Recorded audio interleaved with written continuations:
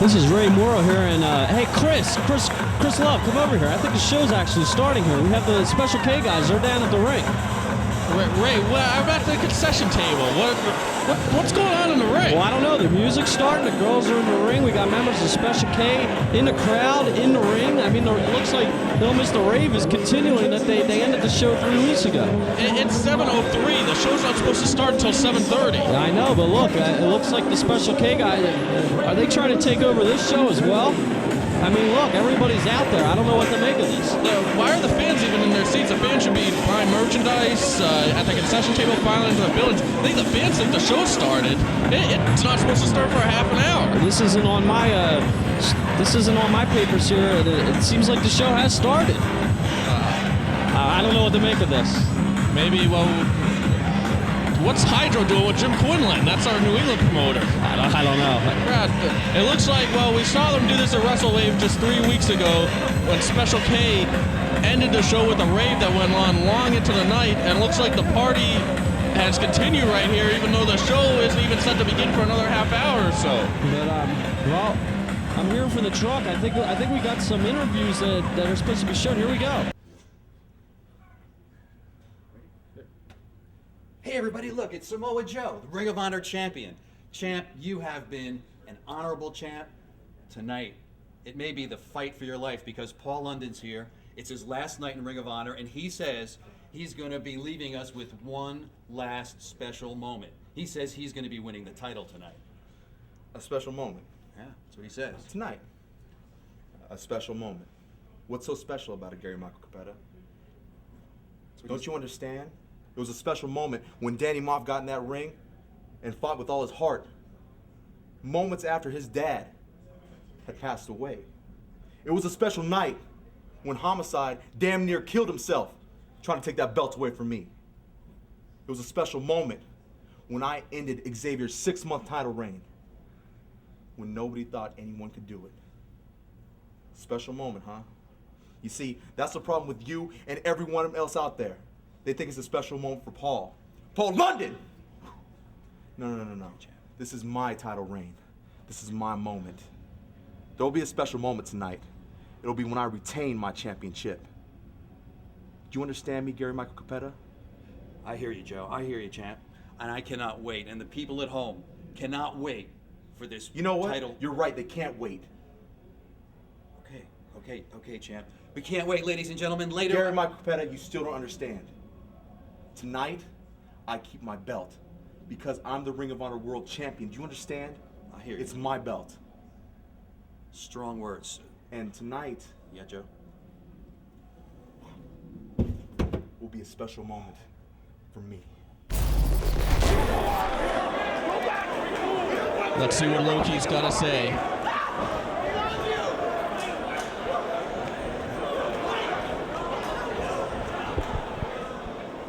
Excuse me for interrupting.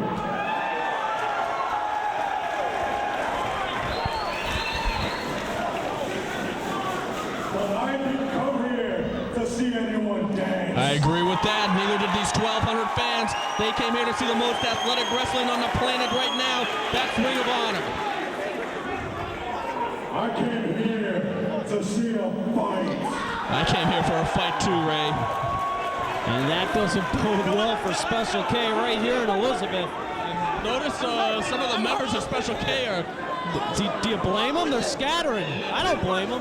And who's stupid enough to stay in the ring? It looks like that Nick McCloudy, that hijinks with the blonde hair. I don't even know who the hell he is. And Deranged wearing that red shirt. And if I were them, I'd get out of there. They really got to be on something to be staying in the ring with face-to-face with Loki.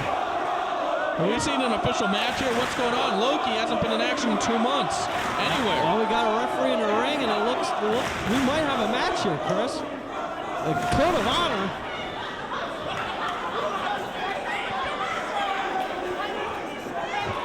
Boy, I don't know what the hell these kids are on, but they better get out of there or they're going to be suffering an ass whooping unlike anything you've ever seen. Loki obviously in the ring, obviously upset, and he obviously wants a fight. And what's Cloudy stepping up to Loki? Is he out of his mind? Can you get any of what he's on?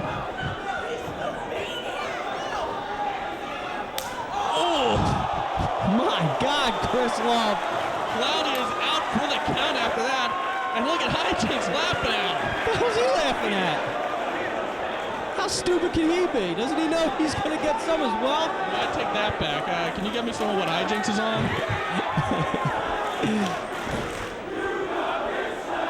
I guess Loki thinks it's funny too. I smell a setup here.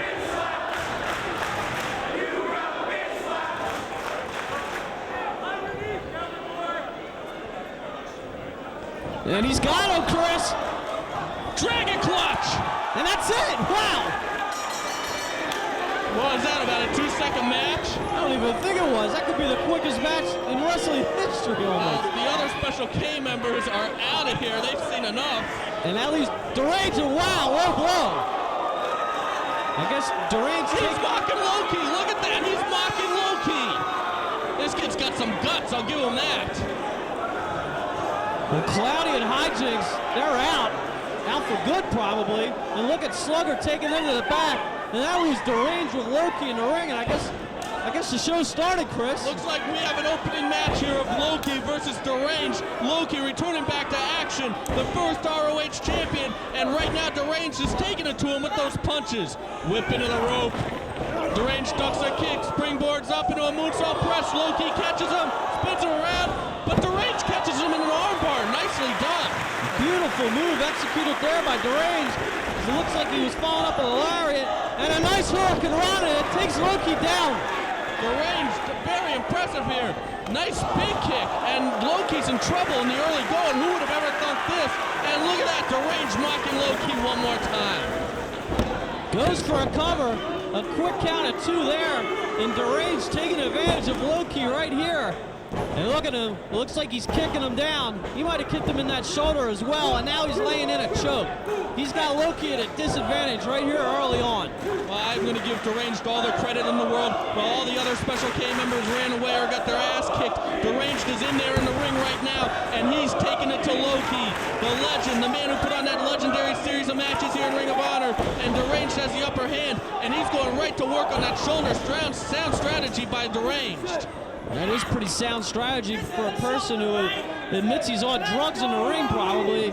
He kind of knows what he's doing, and he's wrenching it in, but Loki fighting back. Man, you know one thing about Loki, this guy's been sitting on the sidelines for 2 months. He's built up a lot of aggression, a lot of anger, and he's got to be a ticking time bomb at this point. When he explodes, I'm going to be glad I'm not Deranged. But Deranged not giving Loki that opportunity, going back to work on the shoulder. Oh, what a kick. Wow, he caught that right in the face.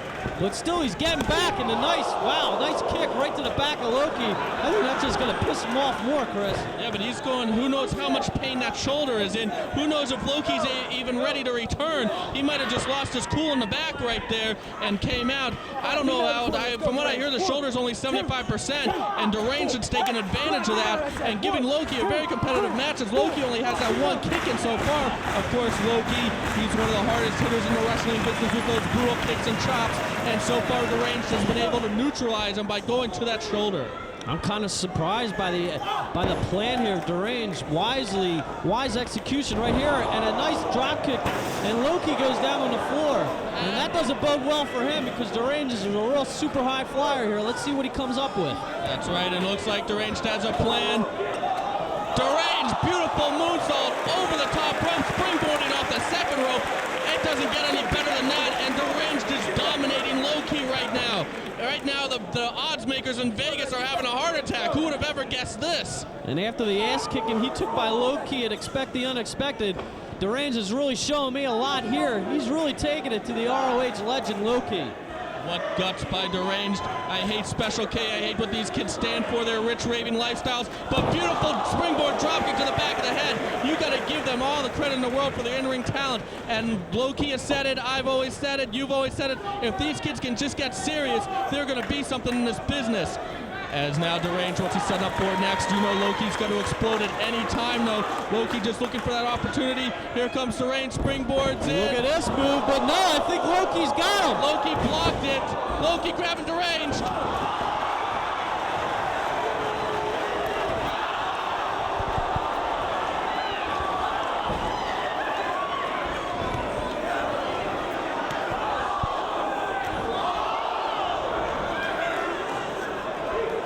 Chris Lovey, I think that explosion just occurred right here. I think Loki's about to get charged for attempted murder. If this keeps up, Loki unleashing all that anger and aggression on Deranged. Deranged completely helpless. I haven't seen a brutal ass kicking like that ever.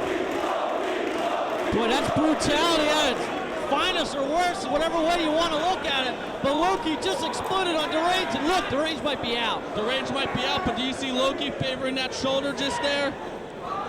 Loki now picking up Deranged. Deranged, I definitely think, is out. This one's coming to an end soon. I can't believe those kicks that he just took. Oh my God. That quick kick series absolutely demolishing Deranged. And now Loki rocking him with a chop, and now a kick right to the face. There goes the shirt. Oh, what a chop by Loki. Oh, damn. And Deranged is in a whole hell of a lot of trouble right here. And there it is, wow! Title crush by Loki, signature Loki, and I think that Loki's back and he's ready to be a force here in Ring of Honor once again. And Deranged is on the ground. He's in a lot of trouble here, and what's Loki signaling for here? Uh-oh, it's Elax. When did Elax get back to Ring of Honor? I thought he was in rehab. And now what's that slugger in the ring? He's got Loki around the waist. This isn't an official match, so Gary Moore here. I guess you're right, you're right. There's no code of honor in this one. It's not an official match. And hold on. Loki, see, I think he's in a lot of trouble. I think Slugger's just choking the life out of Loki right now, squeezing that chest, squeezing the ribs, cutting off the oxygen. And Deranged caused a lot of damage early on to Loki. So Loki's in a lot of trouble right here, Chris. But wait a second. Hold on. Why is Slugger in pain and Loki's not? Slugger let go. Oh my goodness! Slugger's in a whole lot of trouble right here. Slugger in a world of pain right now. What a way to neutralize the big man right here. And Slugger's down. Slugger's seeing colors right now. No doubt about that. Deranged moving in for the offense, but this time Loki's got him up. It could be key crusher time. And he's got Deranged up to think about it. Crush rush. Another crush rush. Spins him around into a key crusher. And he dropped him. And Deranged, he's got to be out. Oh, look at that stretch in the Dragon Clutch. Deranged taps immediately. Loki is the man to beat here in Ring of Honor. He is back, he is healthy, and he's kicking ass.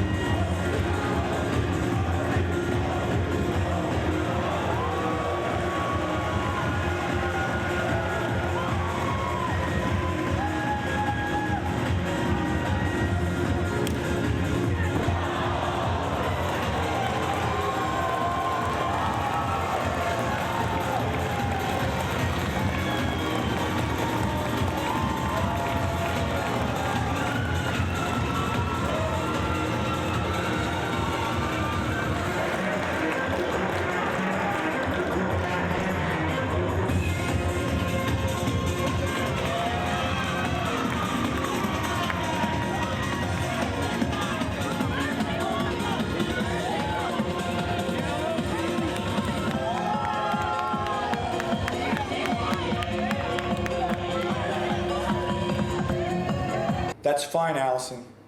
No, that's fine. I understand. Yes. What? No, don't worry about that. It's Koji Kanemoto's phone. Yes. Yes, he understands. I'm getting a phone call from the States. It's okay. Just keep calling me back. Yes. Right. Okay, listen. Just offer him the spot and get him to join. That's right. Offer him the spot. Yes, that's exactly what I want, just like I talked about before I came over here. Okay, fine. Just call me back later on, Tell me what else is going on and tell me if he accepts the offer. That's fine. Just call me back in a little bit. Okay. Okay. All right, bye. Okay, daijoubu desu ka? Okay? Okay. Huh. Well, well, well. Ring of Honor. It seems like the biggest night in your short history is tonight in New Jersey, as you've drawn 1,200 fans to the WrestlePlex. Well, congratulations! But don't start patting yourself on the back just yet, because the truth of the matter is this. You never, ever would have been in a position to draw 1,200 fans without the work of yours truly, the fallen angel, Christopher Daniels. You haven't done anything special except capitalize on my efforts in the ring. That's right, Ring of Honor was built on the shoulders of Christopher Daniels. But I'm not there tonight, am I? No, tonight I'm in Japan, working for the King of Sports. But I am getting updates on the big show from Alice in Danger in the States. And so far, the talk of the night has been the return of Low Ki. Well, Low Ki, you've been a thorn in my side since the very beginning of Ring of Honor. But I got rid of Steve Corino by aligning myself with those closest to him, and I'm gonna do the very same thing with you through my paid assassin, Danny Moff. You see, I'm not gonna let you stand in the way of the Prophecy's quest to bring the Ring of Honor title back into our fold. You see, Danny Moff tonight has an opportunity to become the #1 contender, and I'm sure he's gonna do great. But on the off chance that he doesn't win that title, I'm gonna ask for a shot at the #1 contender's trophy when I get back in the States. So think about that for a while. I'm gonna get another phone call from Alice in Danger, keeping me up to date on the happenings for this show. And I'll talk to you folks again later. He's a big bad wolf and knows the three pigs. He's a big he plays much kick. He's a big bad wolf and knows the three pigs. He's a big he plays much kick. He's a big bad wolf and knows the three pigs. He's a big bad wolf in your neighborhood. Not bad, meaning bad, but meaning good. Ladies and gentlemen, you are all part of history as you are the largest ROH crowd ever.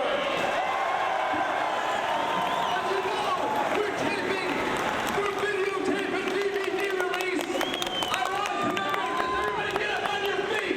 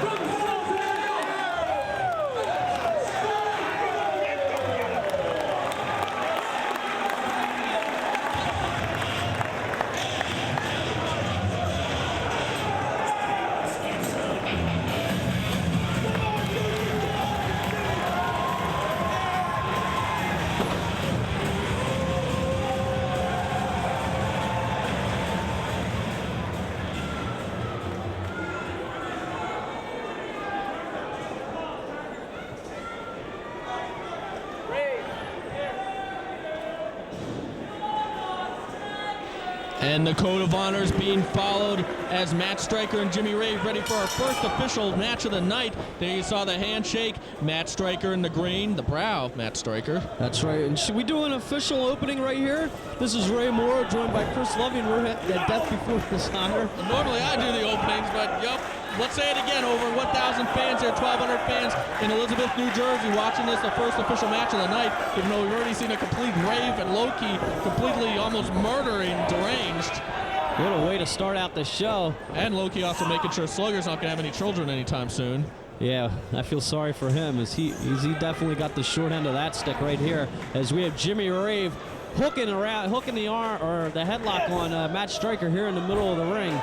Jimmy Rave and Matt Stryker, two guys looking to get into that top 5 rankings that you just saw. Of course, it's so prestigious just to be mentioned in the top 5 rankings. When you look at the ROH talent roster, to think that you're named among the top 5 athletes on that roster, that's an honor right there. That's an accomplishment right there, and that's why everybody wants in the top 5. Matt Stryker, he's been in the top 5 before. A win here could put him back in the top 5. Jimmy Rave, a young upstart from NWA Wildside, a guy looking to earn his reputation here in ROH. He got off to a good start at Do or Die with an impressive performance there, winning over the fans, but now he needs that big victory, and if he's able to defeat Matt Stryker, that would be a huge victory in the record book for Jimmy Rave.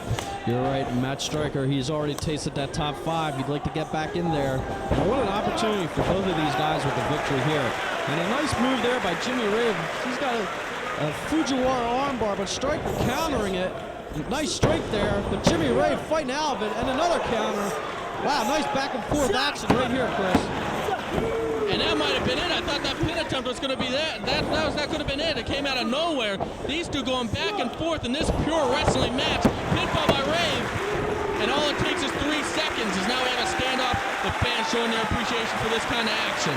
You're right. And earlier on we saw a little plug, a little commercial before this match for the Field of Honor. What the hell is that? I don't know what that is, but it looks like it's coming soon to an arena near you in Ring of Honor. Field of Honor, we'll hopefully get some information about that, maybe by the end of the night, maybe next show, who knows. I don't know what it is, but there's a lot of hype for it, and it's sounding pretty good.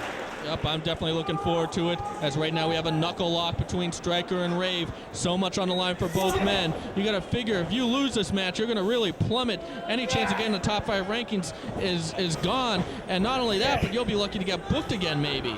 You're right, and a nice test of strength here as Stryker capitalizing on that. And look at the shape that Matt Stryker is in. He's one of the most well-conditioned athletes here in ROH. Well, he's a guy that came into ROH as an unknown, had that great series of pure wrestling matches against Chad Collier, starting at Revenge on the Prophecy last January, and he has slowly and steadily climbed the rankings, slowly and steadily gained acceptance from the Ring of Honor fans, and this is a guy that the rest of this year could be his year, and I'm definitely looking forward to huge things for Matt Stryker in the future. I mean, he's already beaten Tom Carter.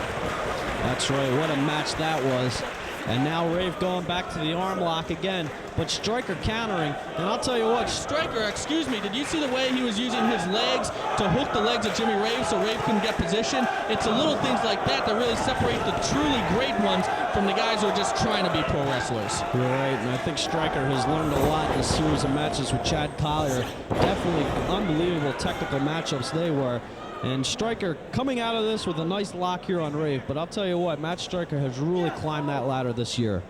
Exactly, he is a technical expert. If you're Jimmy Rave, you have to look out for either the Death Valley driver or the Stryker lock. One will pin you, the other will make you submit.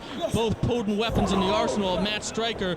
If you're Matt Stryker, you got to watch out for that cross-arm breaker by Jimmy Rave. He's made many a men tap with that. Jimmy Rave definitely as young and hungry as they come, a star in the making, but he's got to get those wins in order to live up to that potential that he has, and of course that's why he needs a win against Matt Stryker right now, and that win could lead to future bookings and more. That's another reason why guys want to be in the top 5 so much. If you're in the top 5, you know you're going to get booked on the next show. You're right. And I'll tell you what, it's really good to see Jimmy Rave back. And after lasting more than a half hour, Christopher Daniels, CM Punk, and the future Frankie Kazarian, Jimmy Rave, this showed me a lot, and I'm glad he's a part of this show. He's definitely earned his spot here as backbreaker, innovative backbreaker of Matt Stryker, taking Stryker up, back suplex with a bridge. Only a 2 count. Paul Turner right on top of the action. Nice follow-up suplex there by Rave, and now Rave firing in a nice chop to the chest of Matt Stryker. And he's got him here, whips him in the ropes. Duck clothesline by Stryker and a big boot right to the face of Jimmy Rave.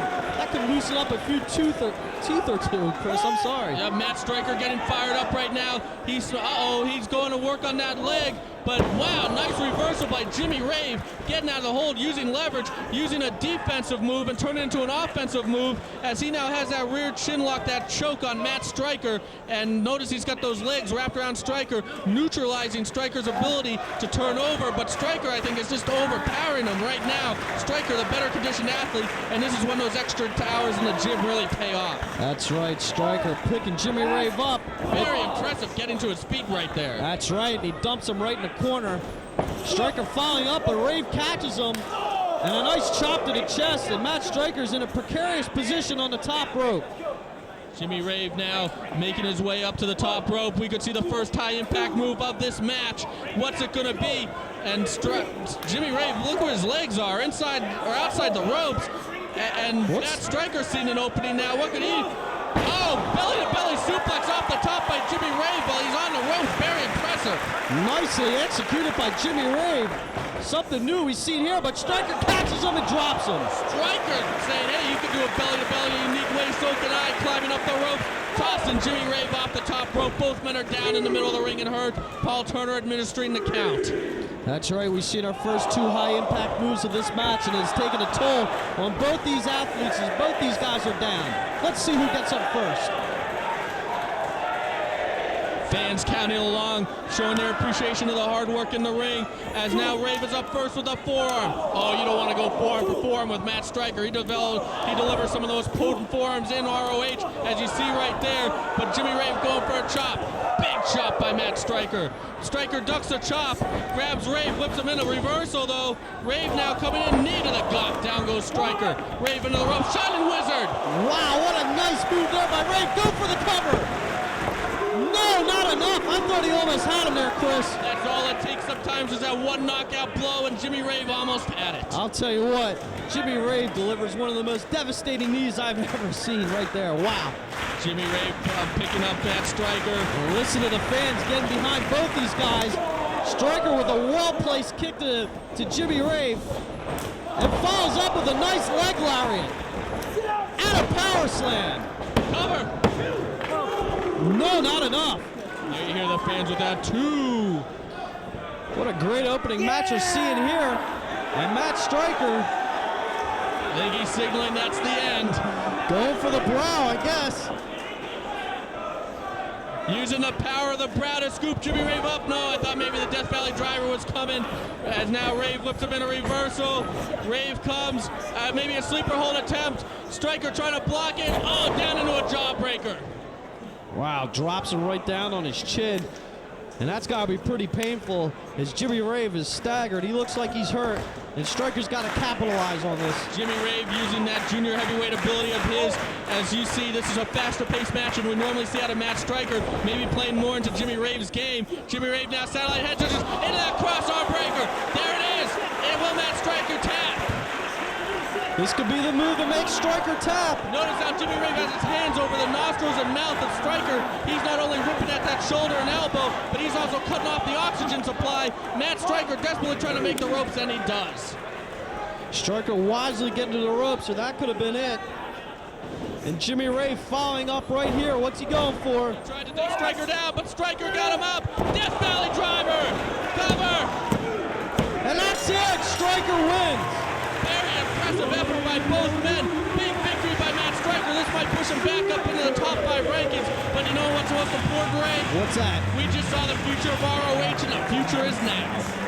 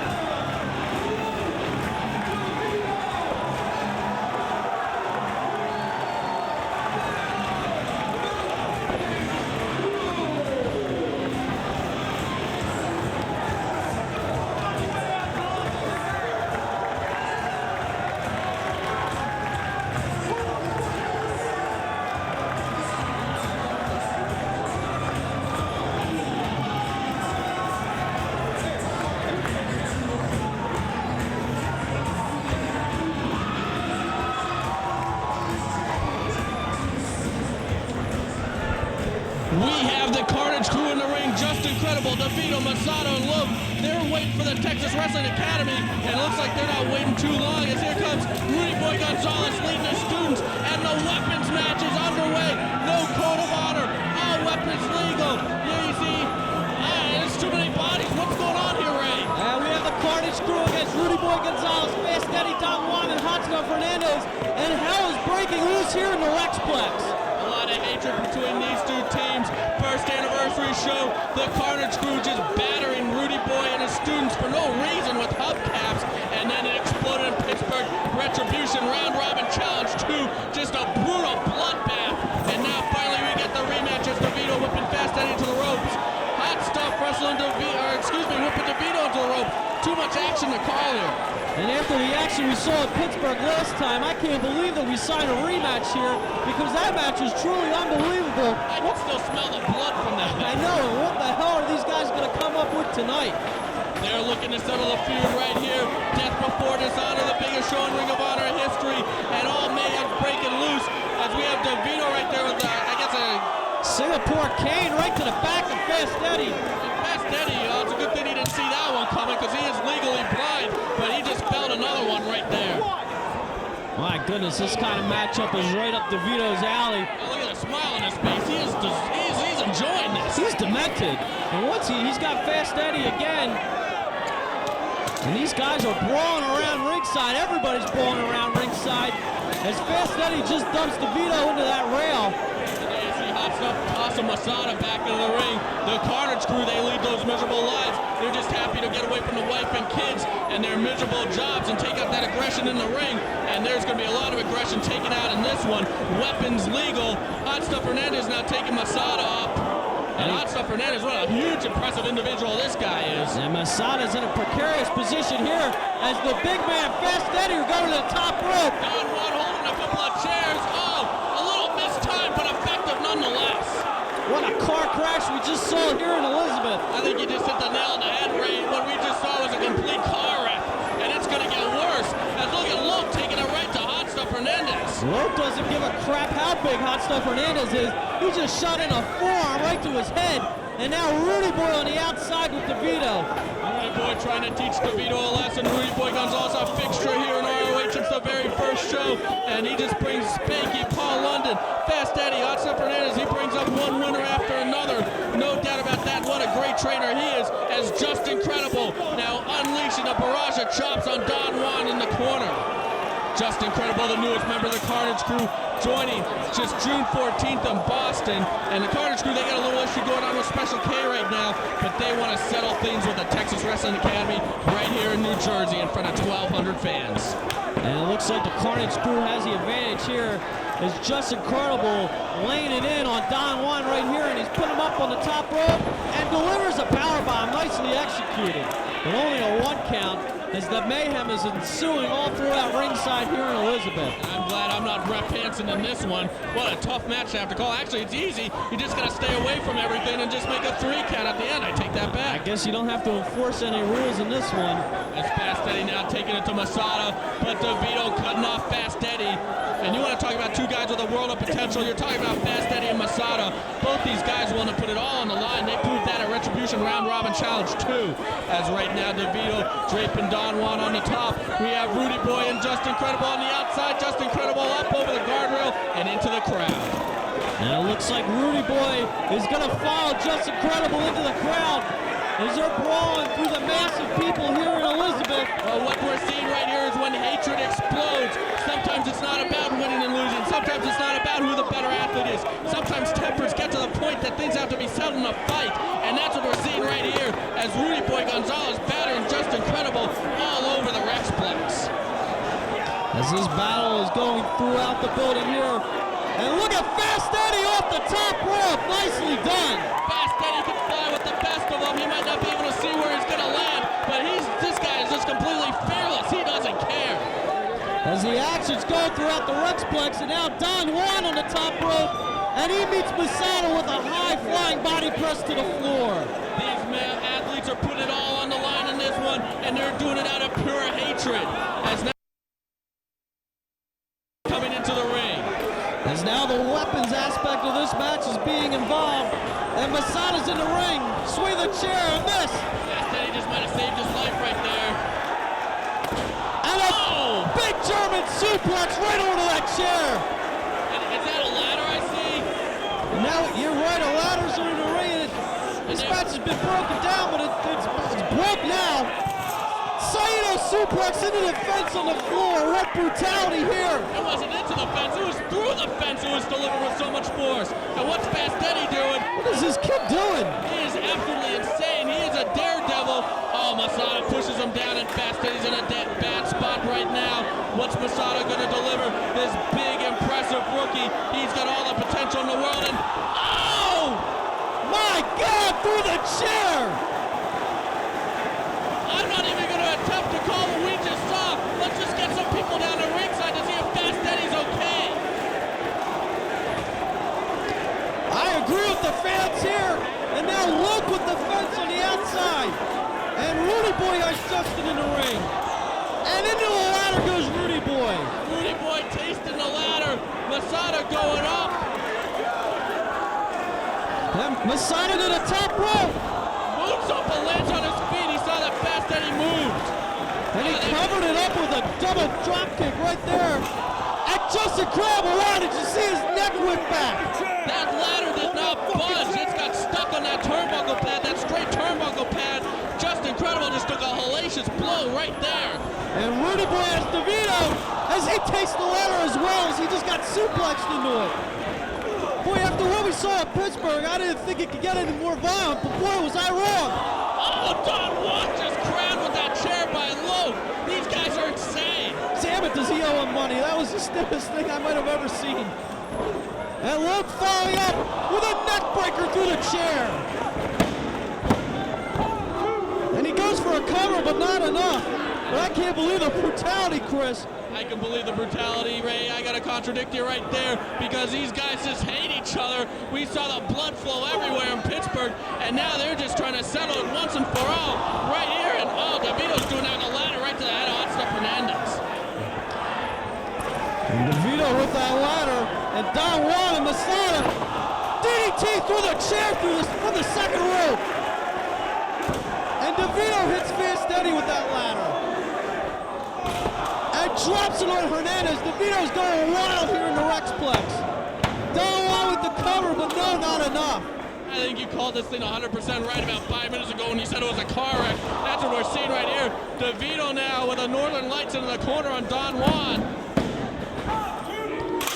Oh, there's a ladder to the back of Hotstuff Hernandez. Damn. My God.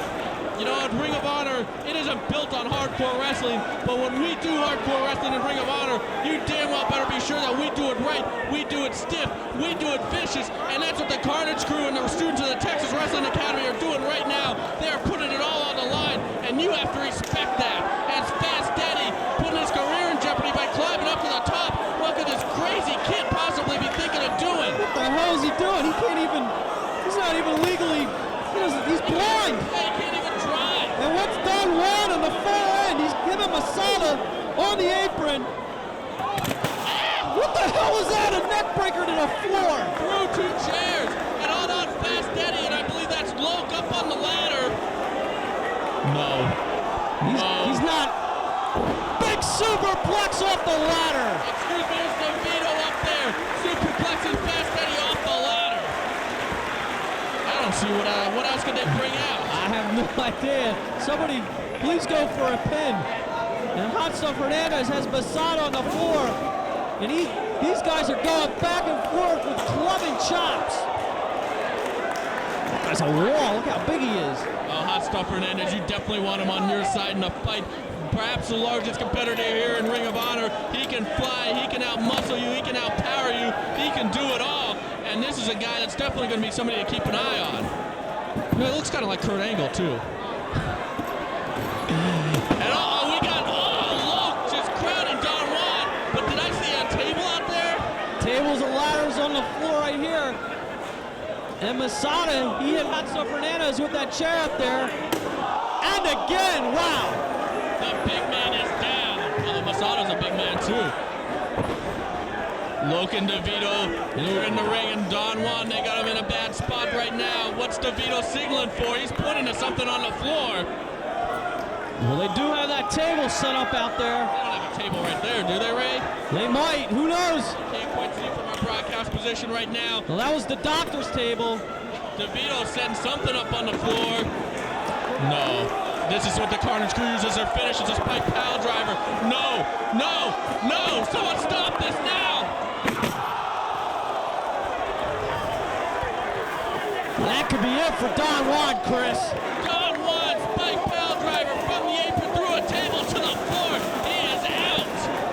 And the Carnage crew, I think, are at an advantage right here. Don Juan, I don't think he's going to get up from that one. I got the producers in my earpiece. Rudy Boy Gonzales and Justin Incredible are in the lobby right now brawling. They're on their way out to the parking lot. I don't think they're going to make it back to the ring. As this fight is taking place all over the building, Hotstuff Hernandez is left in the ring with his partner, Fast Eddie. And what the hell is he doing?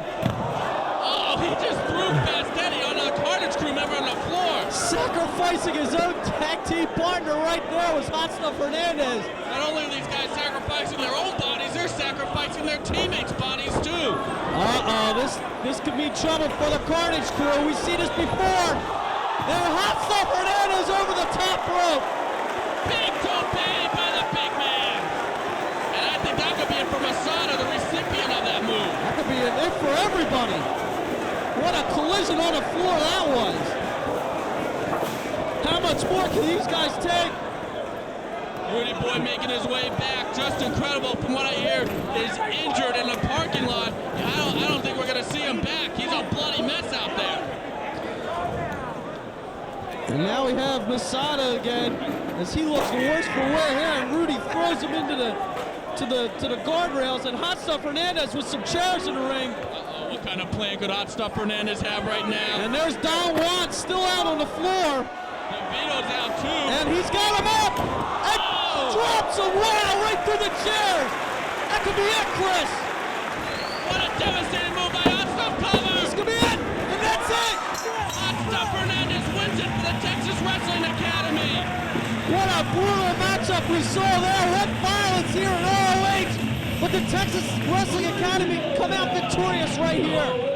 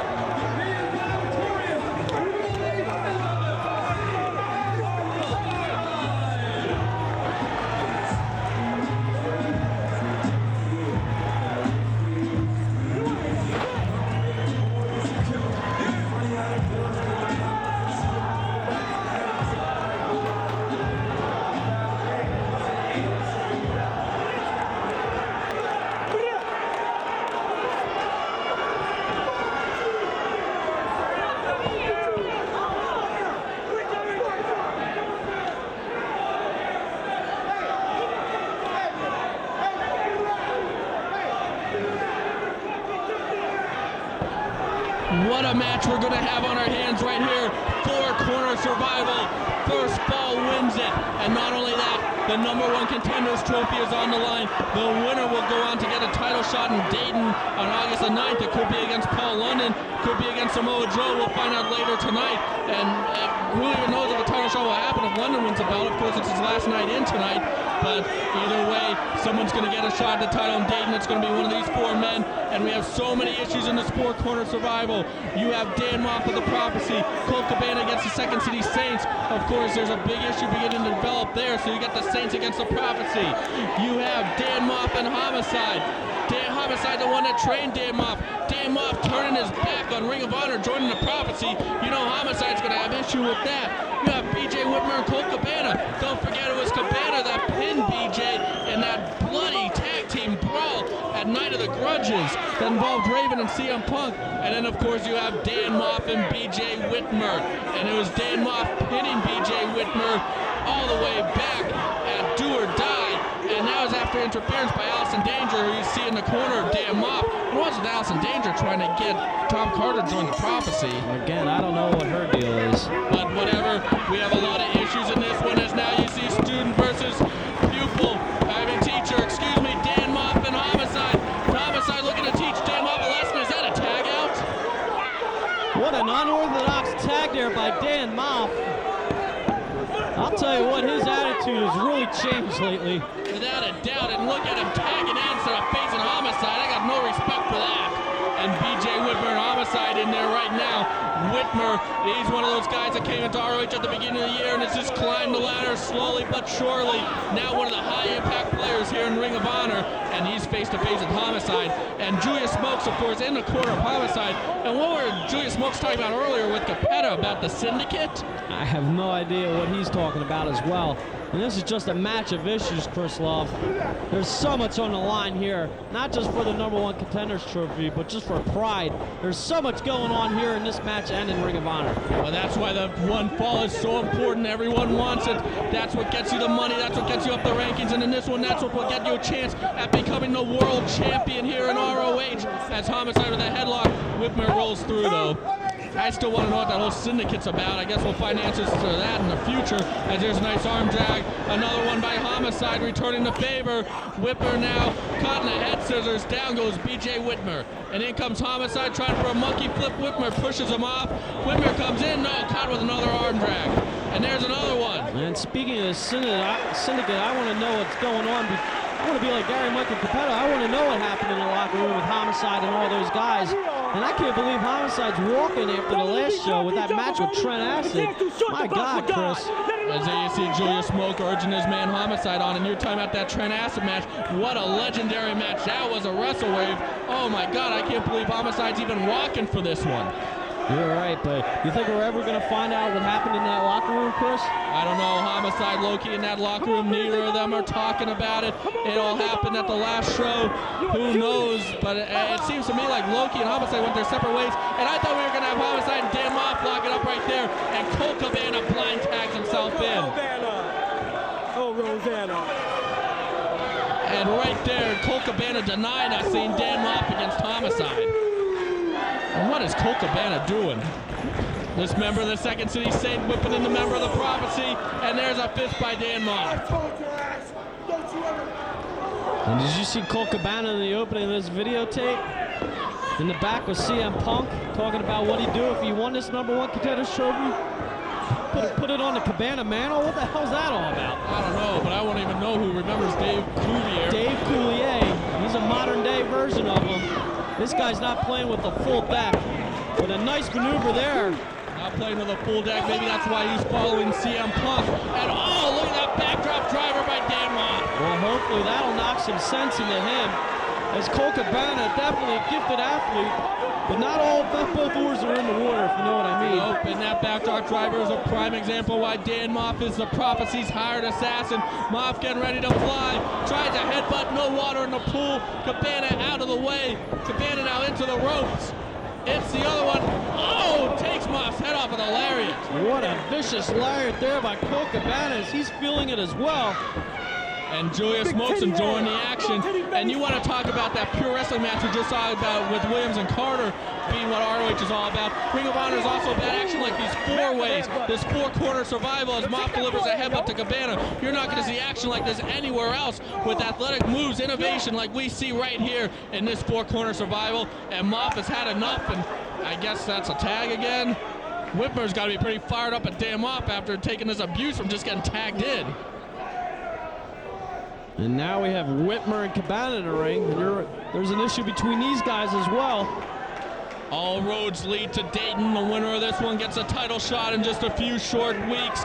Will we be seeing the next ROH World Champion competing in this match right here, right now? I guess we'll find out in the future as Colt Cabana unlocking in that headlock. I think Homicide blind tag in. Whitmer doesn't know about it. Oh, but he blocks Homicide's attempted forearm and leveling Homicide with a couple of forearms of his own. And that's a guy I wouldn't want to trade forearms with. That's BJ Whitmer, as he's one of the hardest hitting members of the ROH locker room. And he's sent out to the floor right now. And Tope on Hilo by Homicide, and he soars over BJ Whitmer. Homicide can take that kind of abuse we saw in the Trent Acid fight with that honor at WrestleRave, but that was something else, soaring over BJ Whitmer. What an incredible maneuver there by Homicide, as he's got to get Whitmer in the ring right now. Both men suffering damage on that one. And the guardrail suffering some bad damage too. You're right, and Homicide falls up, but he's caught in a power slam. And Whitmer falling up now with a Northern Light suplex. Cover. Oh, Colt Cabana in there with the save. And of course, you have to make the save. There's no elimination, not like, oh, I'll let the pinfall go by because I'll just get the next one. Whoever gets that first fall in this one is going to go on a Dayton and get that title shot. Colt Cabana now tagging himself in, unleashing on a notorious 187 Homicide. Homicide on a streak this year. Unbelievable match, one after another, versus Samoa Joe, versus CM Punk. He's been stealing the show everywhere. He's been going in Ring of Honor, as this has been his year. Can he cap it off by winning this match and getting the ROH World title? Colt Cabana's got other things in mind, as he's got, what the hell's he doing? This guy is unbelievable. Whitmer blind tags himself in as well, I think. Oh, nice innovative spinning suplex right there by Colt Cabana. Nicely done. But BJ Whitmer in, as you said, he blind tagged his way into this one. He's got Homicide, snap mirrors him over. Oh, kick. I think Homicide shaking it off. These guys have too much pride to let each other know that they hurt each other. Homicide snap mirrors Whitmer over. Oh, even stiffer kick. Whitmer shaking off the pain. He won't let Homicide hurt him. He won't give Homicide that satisfaction. He's unleashing one kick after another right to the back of Homicide. Look at that face on Homicide. He's trying to shake it off. He's feeling that pain. He's trying to work his way through it. Chops BJ Whitmer, takes him down. That's a field goal. And this is strong style action like no other, Chris. I agree with Dan Moff on that one. Hell no. I wouldn't want to be the recipient of that. That freaking hurts. As Homicide now taking BJ up by the hair. BJ obviously stunned by those kicks. Homicide into, oh, look at Moff. We're finally seeing Moff and Homicide tangle. And it's a cheap jump by the Prophecy member, Dan Moff. As he pulls Homicide out, tosses him into that steel barricade.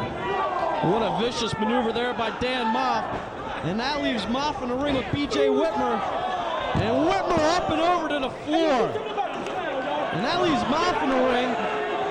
Allison Danger in the background. She's not sure what's going on. She's telling Dan Moff to fly. She's calling for it. Dan Moff looking around. He's got some ideas in his head. He's hitting the ropes. Cabana clothesline, no duck.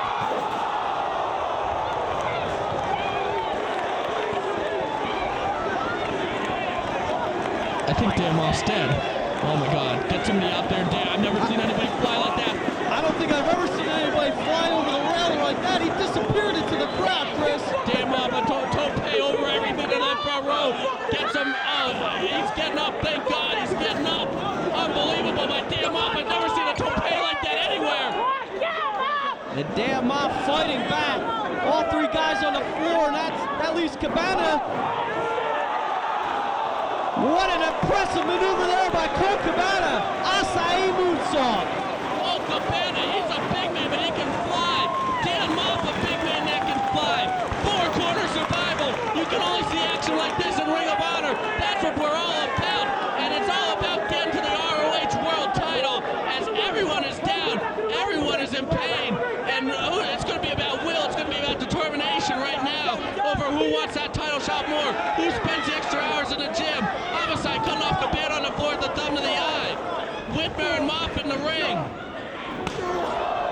And these guys are going back and forth with stiff chops right here.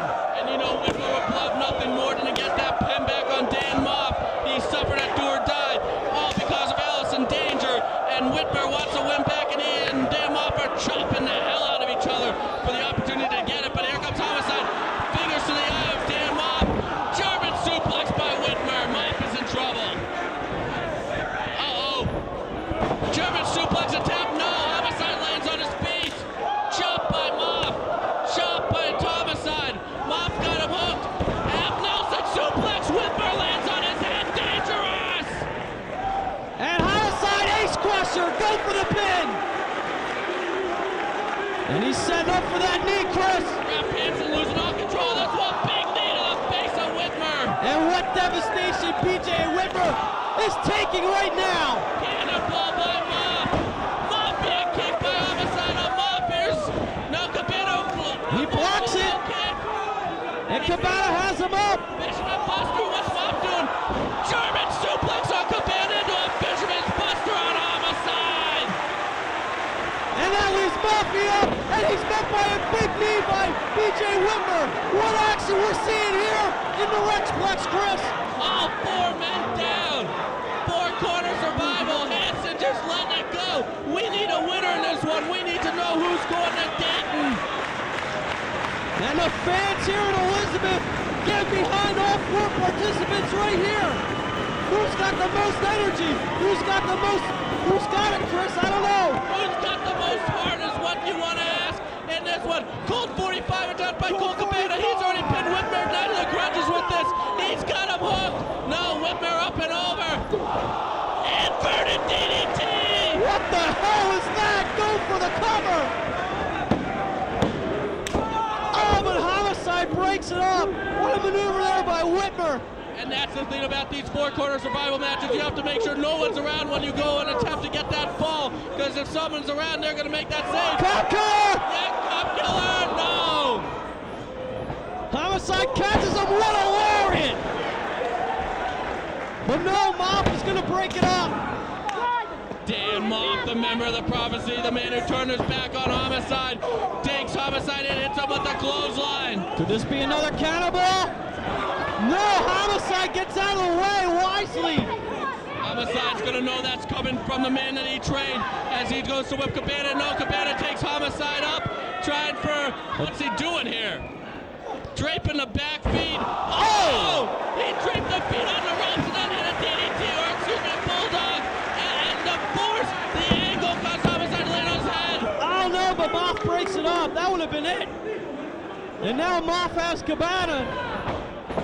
How much more do these guys got in the tank? Low blow by Moff, taking shortcuts. That's the way of the Prophecy. Burning hammer! Yes, he's got him up. He's got him. This is all over. But he hits the burning hammer.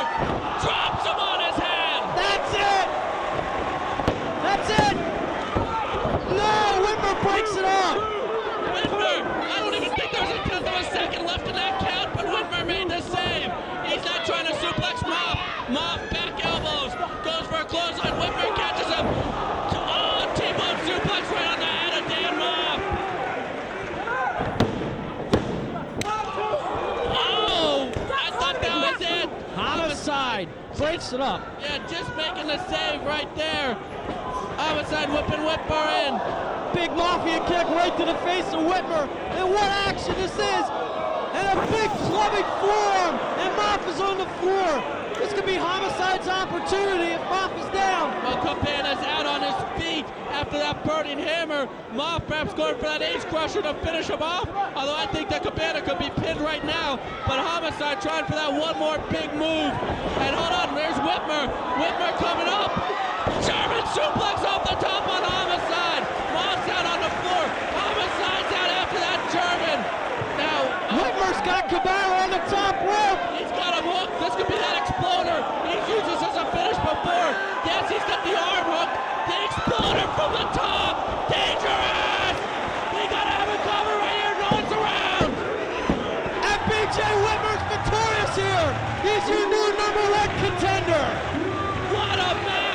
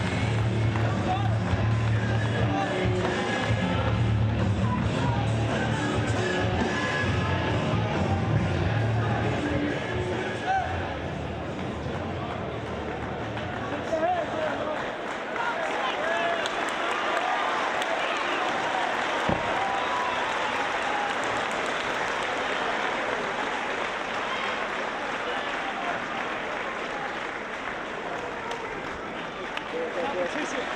Competition, all right?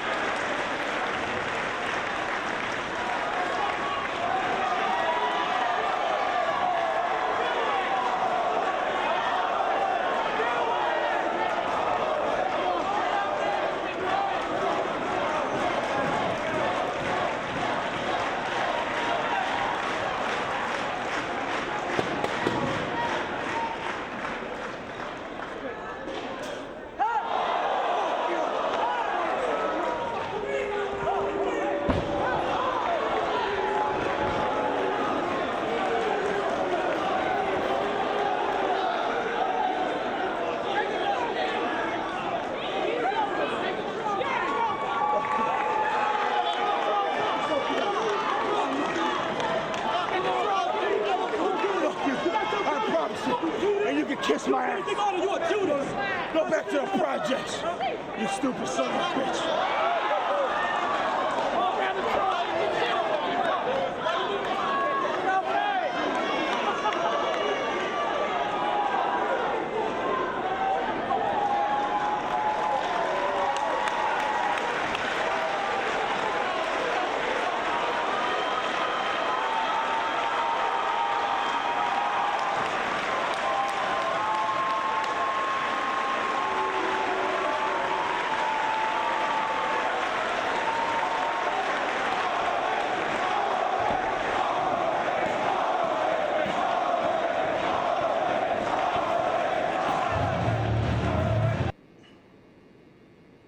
Are you serious?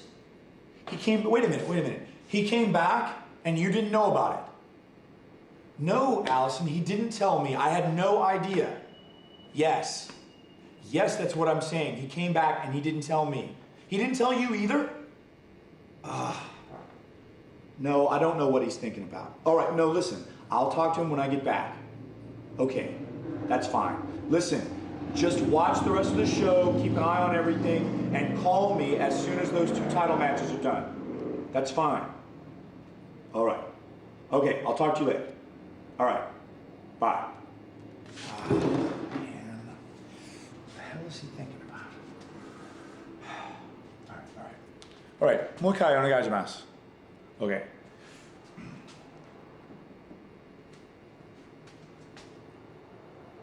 Well, Ring of Honor, it's halfway through the big night, and look what happened. The return of Xavier, just like we planned all along. But that's not all the big news. Danny Moff, you came up a little short for the #1 Contenders Trophy, but that's okay. You know what? You were doing the Prophecy's business, and you did it in grand fashion. Not only stealing the show, but making a mockery of the Code of Honor, just like I always wanted. Perfect. We will handle the #1 Contenders Trophy situation when I get back. And Tom Carter, it's fine with me that you didn't answer Allison Danger. That's fine. I don't need your answer right away. But understand that I need your answer soon. So think about it, and think about it seriously. Because it's better to be with the Prophecy than against the Prophecy. Now, like I said, we're halfway done tonight. The rest of the show is coming up. And I'll be paying close attention to the 2 title matches at the end of the night. And I'll be waiting for more updates.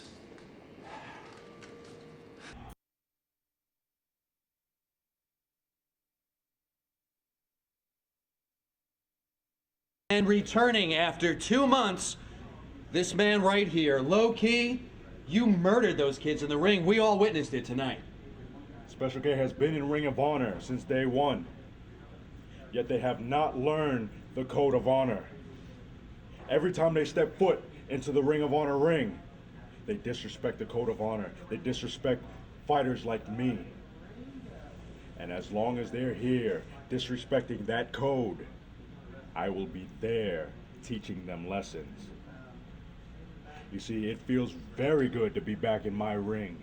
It feels very good to be back in Ring of Honor, and it feels very good to be back with my family. Family means a lot to me, unlike Danny Moff.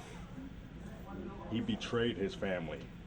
He betrayed the people who brought him to where he is today. And Danny Moff will find out what it means to be part of the prophecy, as he will stand across from me one day. May not be today, it may not be tomorrow, but it will be very soon. And I will make an example out of him, just like everyone else who disrespects the code of honor, just like everyone else who thinks that family is not important. Now from Danny Moff, I will achieve my goal once again, and that is to be the ROH champion once again. Okay, look, you're one of the most intense guys I've ever met. But I have to ask you a question. What's going on with Homicide? Russell, Rave, remember that you guys were in that room and we never found out what happened. Don't worry about it. That is not of your concern. What is of your concern is you doing your job and listening to what I have to say. I will be the ROH champion once again. And when Low Key says it, you can take it to the bank, fans. Welcome back after 2 months. Welcome back to Ring of Honor. It's an honor to have you back here.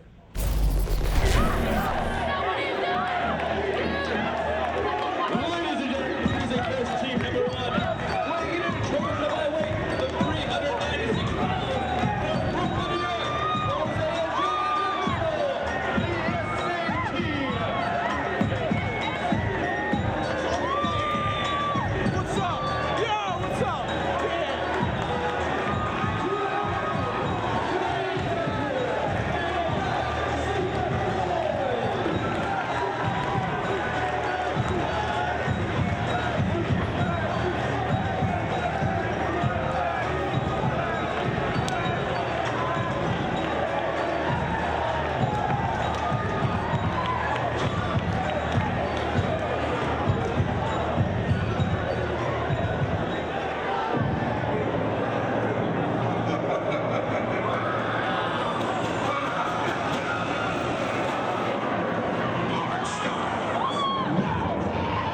Bring on the smoke.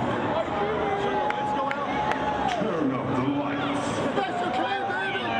Can you feel the energy? I said, can you feel the energy?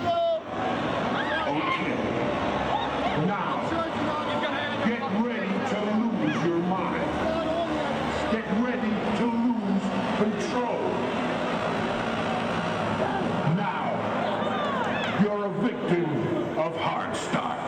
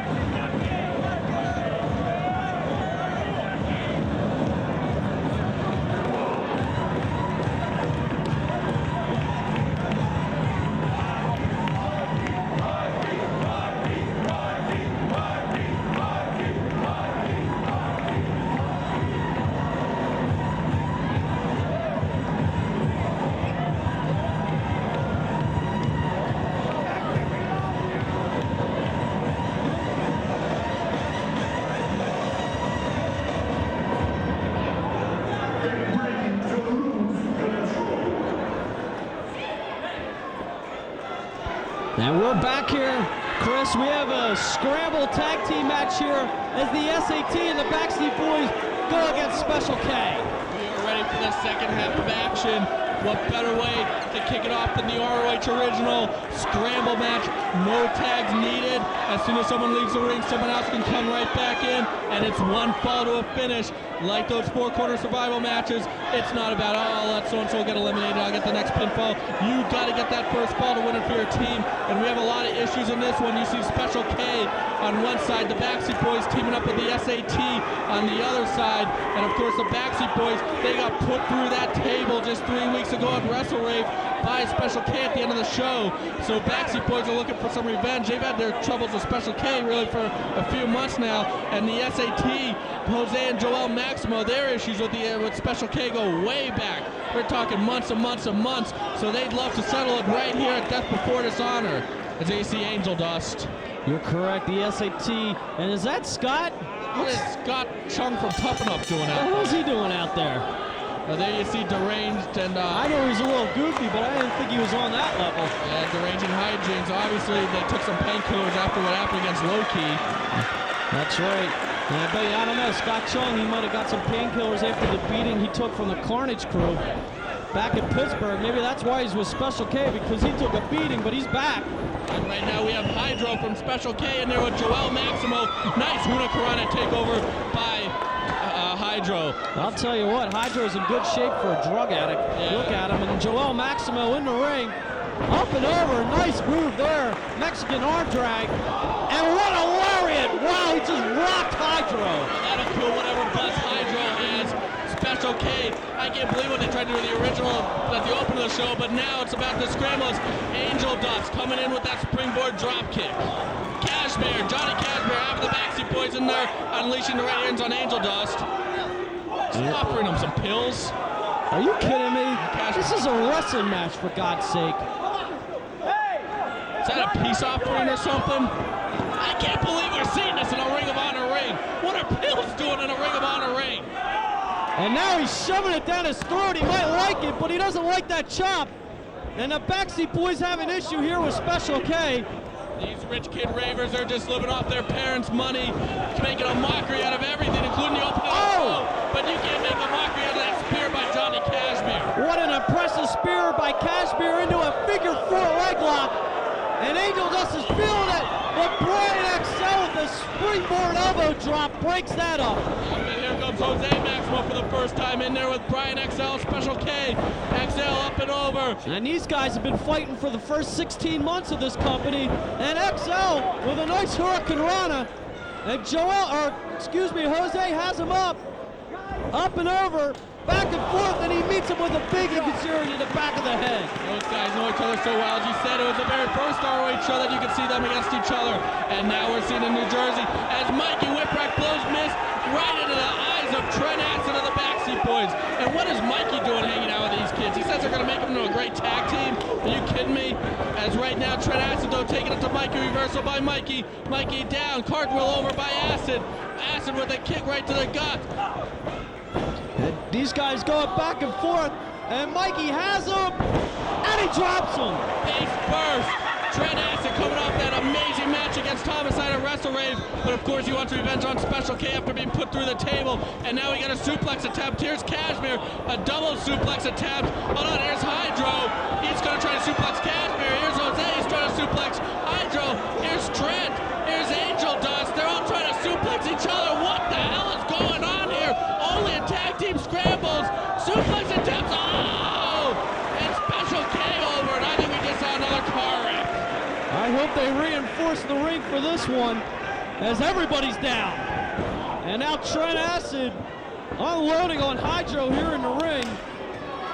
It's amazing. You go from a pure wrestling match to four-corner survival to now this insane, innovative, creative tag team scramble action.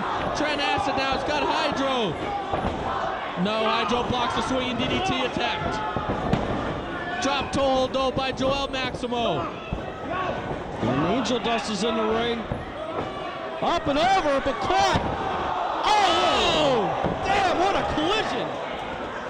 And Angel Dust, he could have broke his neck on that one. Without a doubt, and the SAT now, what a submission move they have. Camel clutch, Boston grab, baseball slide, and another one. What innovation right here. And hold on, we got another one but yet the SAT aren't done. Joel going back and forth like Terry Gordy and nails him. You took the words right out of my mouth. Terry Gordy like right there, but I bet you the Freebirds didn't do a three-way drop kick like that. No way. Buddy Jack was probably too drunk to. But anyway, Special K, they're too high to do anything else. But we got the scramble action is just going insane. Paul Turner losing just all control.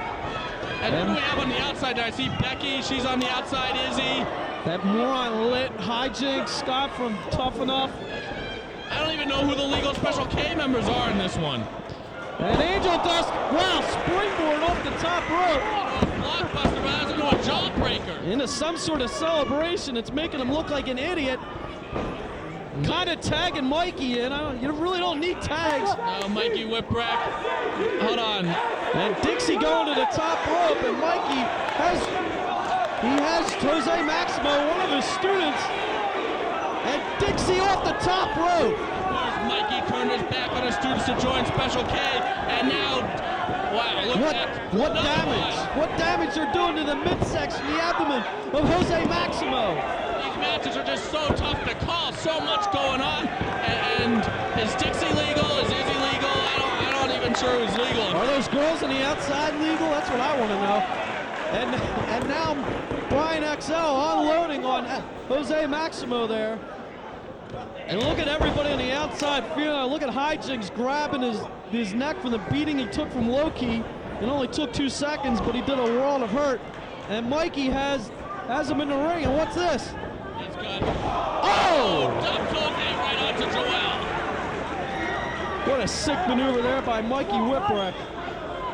Scott Chung seems to be enjoying himself. And this match is totally broken down.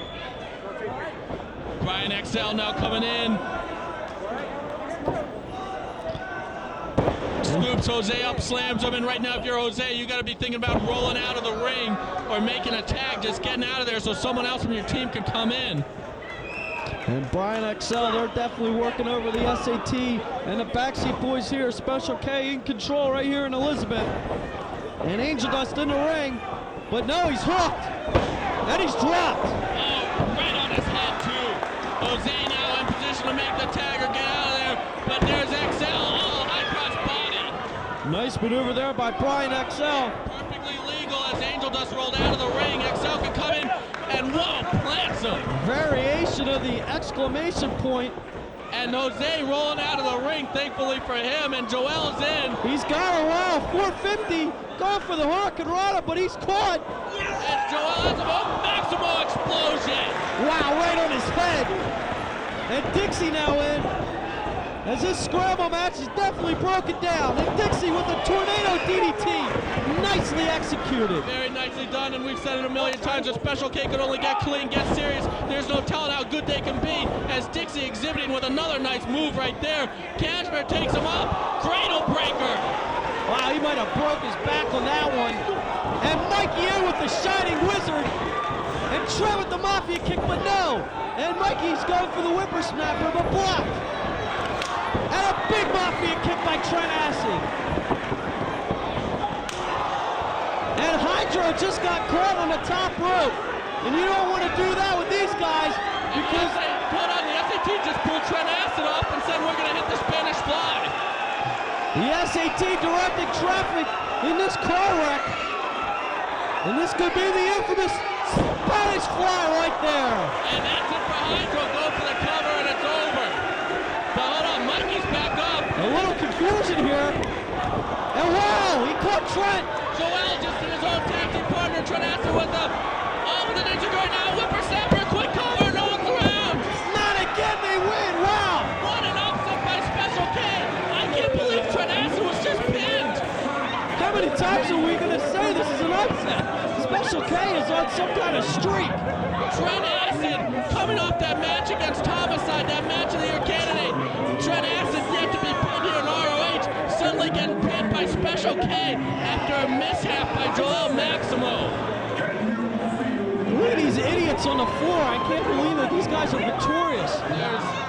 Was he like wearing a hat? Some other girl. Who's that other slut they have out there? We've seen Becky before. There's just revolving members every show. You see Deranged dicing his neck from that Loki attack. He is obviously on something to even be walking after what Loki did to him earlier tonight. And look at him, he's all bruised up. And look at Kashmere. Kashmere and Trent Aston look a little pissed. The Special K. They look like they just lost the Super Bowl. I know. Special K duped these guys again. I can't believe it. Someone's got to stop Special K once and for all. Boy, this is totally ridiculous here. Bunch of spoiled, rich raver kids living off their parents' money. They don't have to work for anything. They take their parents' money and they buy drugs with it. It's just unbelievable the lifestyle these kids lead. And this is 2 straight shows that Special K that have done it to the Backseat Boys. They've done it numerous times to the SAT. They've got one up on these guys. And wait a second. T-Gimmick! T-Gimmick! Where did that come from? The Backseat Boys obviously upset of losing this match in the SAT. They have Joel. Is this the dream sequence? It is indeed the dream sequence of Backseat Boys cleaning house on the SAT. And they turn this into a nightmare for Joel right there. And this is the first we've seen on this side of the Backseat Boys in Ring of Honor. And I tell you what, we haven't heard the last of the Backseat Boys in SAT here in ROH.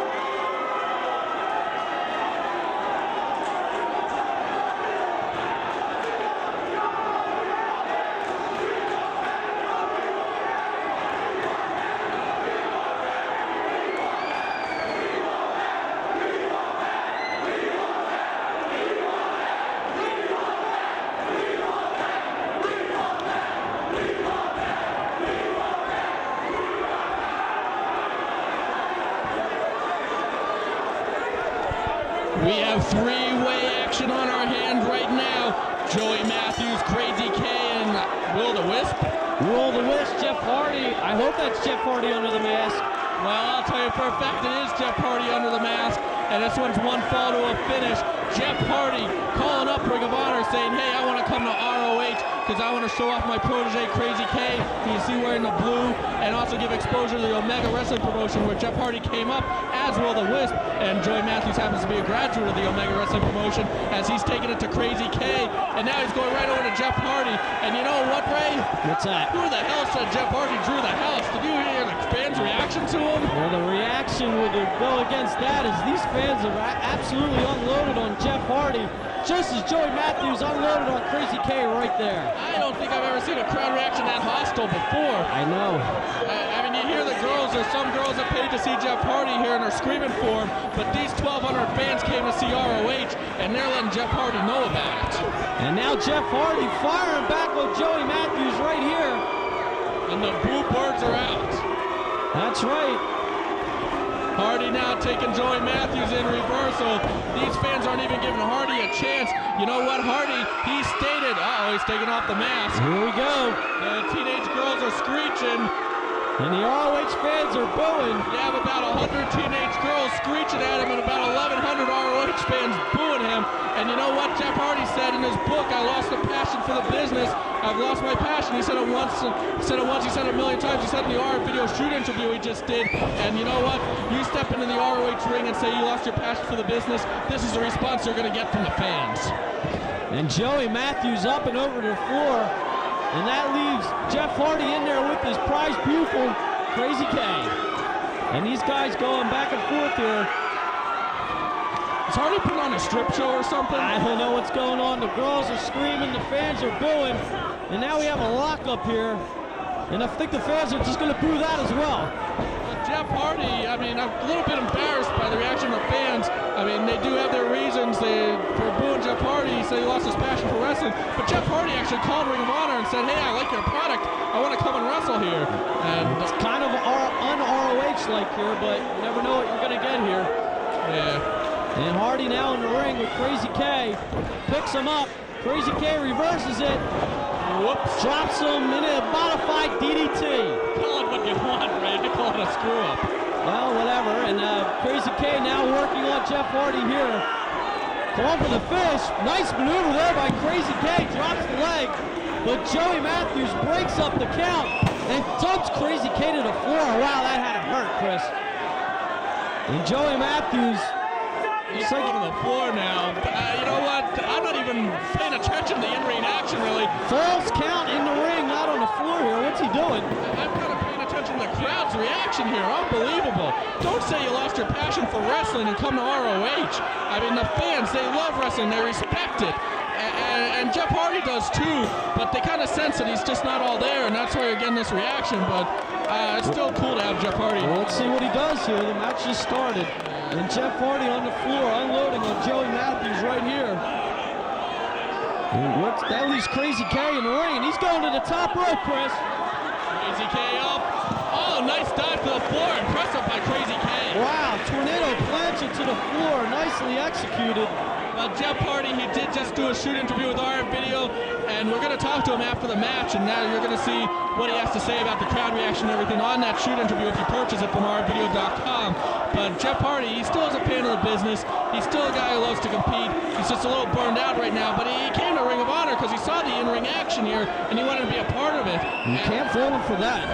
The fans are just unrelentless on him. Unmerciful on him. And now Jeff Hardy in the ring. Laying the boots to Joey Matthews, who's covering up in the corner here. I do have to admit that We Want Matt chant was pretty entertaining earlier by the crowd. The crowd coming up with some good chants in this one. I wouldn't mind seeing Matt Hardy in Ring of Honor. How about you? I'd book it. And now Jeff Hardy again, laying the boots to Joey Matthews right there. Jeff Hardy, you have to respect his accomplishments. Those TLC matches he had are legendary, and whoops, that's not legendary. But he was part of so many great matches. You have to respect his accomplishments, even though this crowd is showing him absolutely no respect right now. And Jeff Hardy, wow, what a nice maneuver right there. lays the boots right to the throat, I think, of Joey Matthews. I think the crowd is also booing all those teenage girls that are just screeching for Jeff. That's right, Krazy K going for a pin there, but unsuccessful. And Jeff Hardy catches him in a powerbomb and drops him. Hardy maybe go for the cover, get this over with. I would like to see Jeff Hardy in Ring of Honor again in front of a different crowd, maybe that's willing to give him a chance. But hey, I don't blame this crowd. You can't say you lost your passion and then expect to get a warm response from him. Hardy taking off that shirt, the striptease continues. And Hardy scaling to the top rope. And Joey Matthews just turned babyface by knocking him off the top rope. Wow, is it that easy? And Joey Matthews has him in the ring and drops him down, inverted DDT. But no, not enough. Krazy K kicks out. Now what a response Joey Matthews is getting. Boy, if you would have told me 24 hours ago that this would have happened, I would have called you a liar. Is Jeff Hardy being placed to the top rope? And Joey just slaps him, going for a high-risk maneuver right here. Is he biting him, Chris? I think so. Hardy trying to fight back, though. I think he just pin him back. Joey, and Joey Matthews is in position. You know what might be coming up? This could be the swan time, Chris. Jeff Hardy made this move famous. And the fans, I think, are still booing him. Well, he just hit his trademark swanton, beautiful move. And the fans just start giving him a chance. Hardy now takes Krazy K down. Vicious lariat right to the face of Krazy K. I tell you what, then say what you will about this match, people are going to remember it. And that's it. Thank God. Well, the fans not too happy Jeff Hardy won. But hey, it was great seeing Jeff Hardy in the ROH ring. Say what you will. But anytime you get a star like this in the ring with a guy who's done what he's done in the past in those TLC matches, it's an honor. Thanks for coming, Jeff.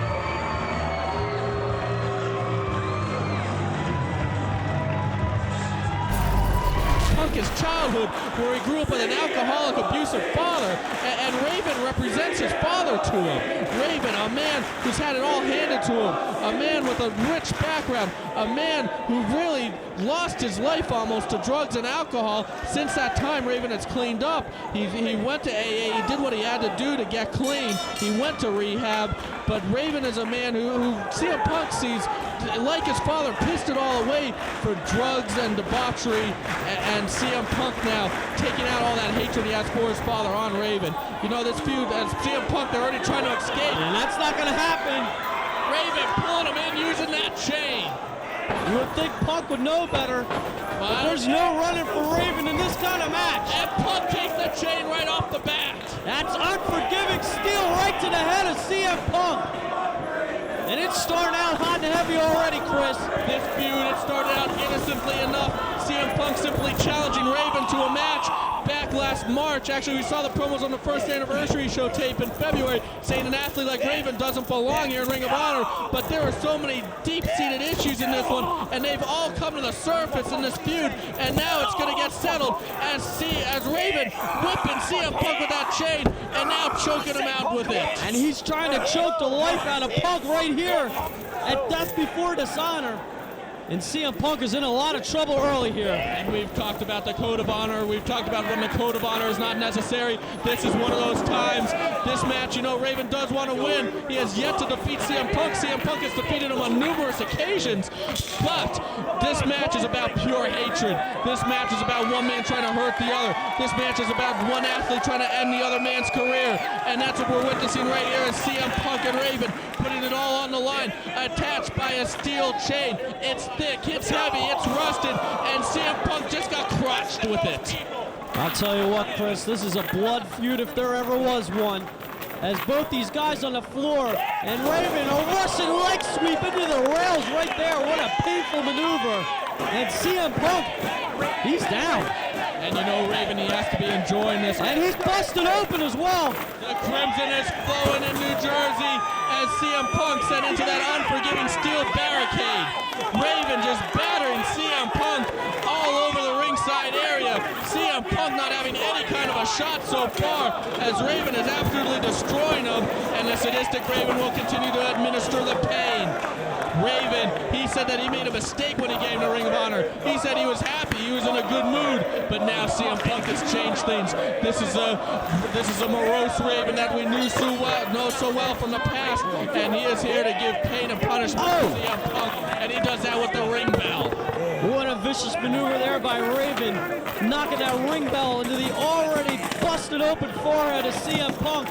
And the claret is flowing as Raven's reorganizing ringside with the table and chairs. And Punk, he can't escape as he's in a lot of trouble, and Raven's got that chain again, and he's choking him. Just like Punk did to Raven 3 weeks ago, and this is why Punk did not want to be attached to Raven. He wants to be able to escape. He wants to be able to take a breather, because CM Punk, he's always thinking of the mind games. He's always thinking one step ahead, but since you're attached to your opponent with a steel chain, there's just nowhere to go, nowhere to hide, no time to take a breather as CM Punk continues to get battered by Raven. And this is a pure ass kick, and CM Punk is taken right here as Raven just...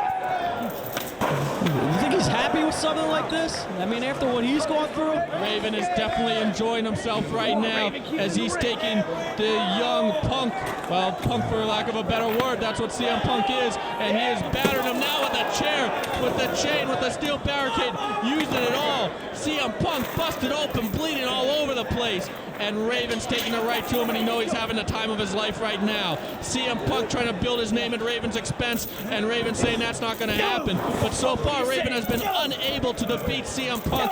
Can he finally do it right here tonight? And Raven with the basic fist right to the bloody forehead of CM Punk, trying to open up that cut even more right here. And Raven, he's taking no liberties here. He's going to unleash all his offense here in Elizabeth at Death Before Dishonor. This is the final chapter of this legendary Ring of Honor feud. Raven now setting up that table, and these men know this is the one the fans are always going to remember. That's why I have to win it, and Punk finally gets his first offense in with a low blow on Raven. The fans are booing here, but the Code of Honor is waived in this one. This is a blood feud, so perfectly legal what CM Punk is doing, as all the rules are thrown out of the window in this fight. Anything goes in this one, Ray, as there's a Mr. Wrestling 2 knee lift. And I think he might have had a little assistance of the chain there, as the chain might have caught him in the face as well. And it looks like CM Punk was checking to see if he got some of his teeth knocked out there, Chris. You know Raven would love to knock him out if he gets the opportunity. Raven, though, has something more diabolical in mind as he sets up that table in the corner. I have a feeling CM Punk's about to taste the wood. And Raven right here, slowly but methodically destroying CM Punk as he gets reversed through the table. Wow, that was a last-ditch maneuver there by Punk, but that might have saved him. CM Punk saving himself, but a huge momentum changer in the process. Raven is hurting, look at that. CM Punk is busted open though, but CM Punk now has the advantage. Let's see if he can follow up. You know CM Punk, he's got all that hatred. He's got that rebel in him. It's just stirring up, and he's going to unleash it all on Raven. And who does this CM Punk think he is? He thinks he's some leader of some straight-edge revolution or something? Who does this guy think that he is? I don't know what's going through the mind of CM Punk, but he just lowered a knee there. And I think he's going to try to maybe work on that midsection. He should, because Raven was clinching it, and Raven still might be hurting from 3 weeks ago after he got beat up with the chain on the midsection. He got choked out.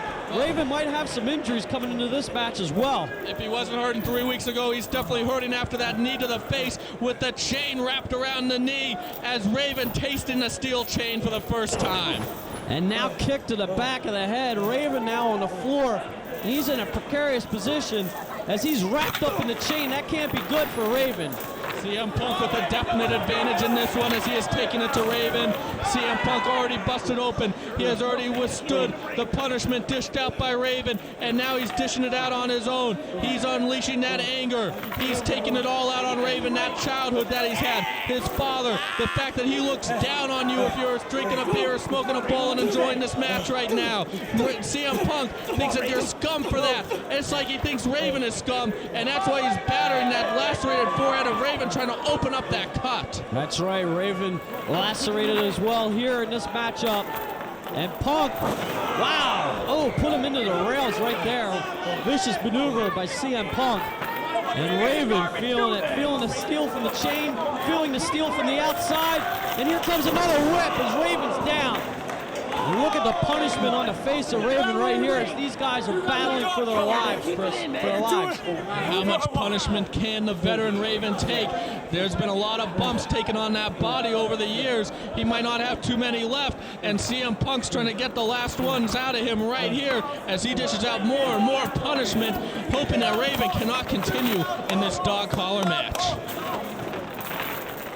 Punk now has another idea. Dumps Raven up and over and into the crowd, and hey, it's all good here. Normally, there's no countouts, but something like that might warrant a disqualification, but anything goes in this one.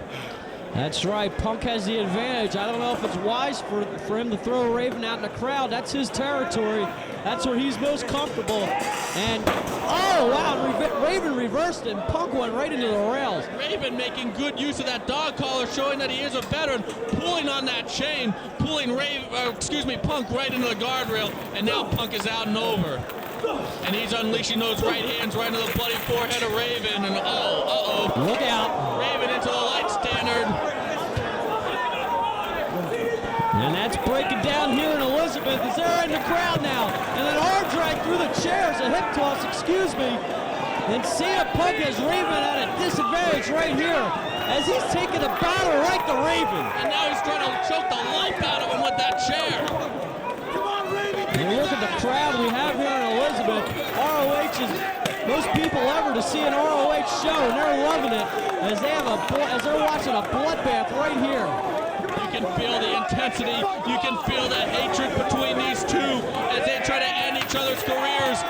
Raven trying to get that elusive victory over Punk, trying to teach the young Punk a lesson and trying to give him the beating that has escaped him so far. CM Punk trying to show that he's better than Raven, trying to show that he's better than Raven's revolution, trying to show that he's better than Raven's generation as Raven takes it right back into the ringside area. And CM Punk now at a disadvantage as Raven's capitalizing on the mistakes of CM Punk. And Punk now into the rail. Raven returning the favor. And this is just a fight, Chris. A fight is right, and that's what happens when two men hate each other as much as CM Punk and Raven do. As right now, it's Raven taking it right into his playground, into the crowd. CM Punk into the front row. And these guys are battling throughout the Rexplex right here. And Raven with a well-placed boot to the bloody head of CM Punk. And knocks him through the chairs, and Punk is down. These two men want to settle it all right here tonight at the first annual Death Before Dishonor. It's matches like this that make this such a huge event. Raven now taking Punk all over the Rexplex. And this is where Raven is at his best. This is when he's an expert. This is when he's in the crowd, when he's battling under hardcore rules. And Raven now setting a fan up with a chair. I guess this is fan participation night. I guess so. Well, these fans are solidly behind Raven here in this matchup. And CM Punk, takes the chair with the assistance of a fan. And the crowd's loving it. And these guys now are blowing into the other sections. They're going on the other side of the crowd. Raven pulling CM Punk by the hair, taking him, letting all the fans get a front row seat for this one, holding up another one. Not only does that fan get the front row seat, he gets to hold the seat as CM Punk gets battered right into it. And CM Punk is in a world of trouble here as Raven is at a great advantage right here. Looks like he might be enjoying himself now a little bit as well, Chris. Well, Raven's at his happiest when he's at his most miserable, and this feud has made him nothing but miserable. As right now, Raven climbing up, taking a moment to perhaps celebrate. Yes, indeed. And then you see the crowd join. Oh! What was that? He just dragged him down the bleachers, Chris. CM Punk learning a lesson from earlier in the match, grabbing that chain and pulling Raven off of the bleachers. Raven relaxing for a minute, enjoying himself for a minute. CM Punk taking full advantage of the situation. Raven taking a nasty fall down the bleachers, and CM Punk now stamping away right at Raven. What a mistake by Raven. This could be CM Punk's opportunity as he's whipping him with the chain on the floor. And that's not any kind of small chain, that's a big, heavy chain. As CM Punk unleashing it right on the Raven, right into the midsection, right onto the ribs. And these guys battling through the crowd once again. And CM Punk, he's got a garbage can. As these guys are brawling throughout the building. Nothing's off limits in this one. I don't think I've ever seen a feud boil to this level as we've seen the feud of Raven and CM Punk totally explode here. This is definitely one of the top feuds in Ring of Honor history, if not the top feud, and one that will go down in the record books for its violence, for its hatred, and for what these men are willing to do to each other to prove that they're the better man. As right now we finally get back into the ring. CM Punk with the advantage over Raven. A whip into the ropes. And he elbows Raven right in the throat, but that might have hurt Punk as well, as both these guys are down. I think the chain accidentally got between the elbow and Raven, and Punk hurt his arm on the chain, but at the same time that chain was pressed hard into the chest of Raven. And now CM Punk, he's got the microphone, and he just delivered a well-placed knee to the face.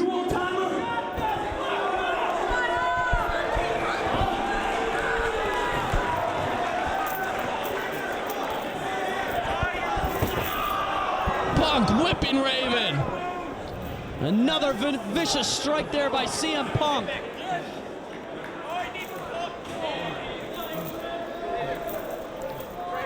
I can't believe what we're seeing here, Chris.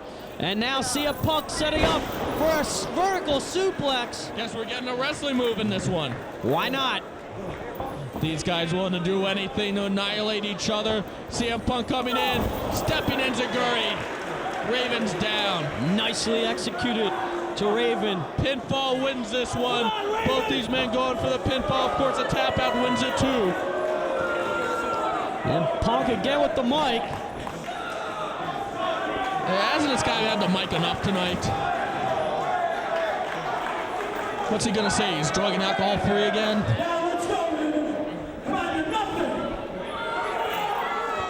He's just taunting Raven. Oh, crotched him with the chain. CM Punk's enjoying himself right now. He knows he has the advantage. He is just taunting Raven, taunting his hated enemy.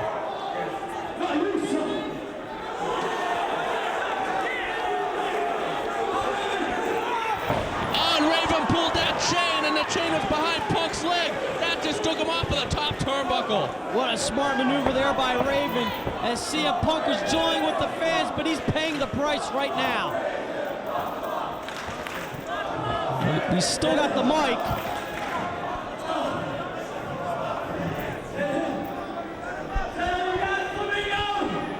Flamingo. Woo. That's heat. Raven fighting back. Another punch. Raven fighting. Another one. Raven unloading now. Punk. Discus clothesline. And we might have a second or third win here by Raven. Raven's not going to let the young Punk get to him. Raven's not going to let CM Punk show that he's a better man. He's not going to let Punk show that his revolution is better than Raven's. And Raven taking it to Punk with a series of clotheslines now. And Raven, he's in full effect right here on CM Punk as Punk is down. And the fans solidly behind Raven right here. Raven whipping Punk in. Punk out. Another clothesline by Raven. The veteran taking it to the upcoming superstar with a Mr. Wrestling 2 knee lift cover. No, not enough. He's hit him with everything, but I think he's got to hit him with that Raven effect, Chris, if he wants victory. Owen wants to do that too. There's nothing he'd like more than to hit him with that Raven effect DDT and pin CM Punk 1, 2, 3. Finish his feud, win the feud, and banish CM Punk forever.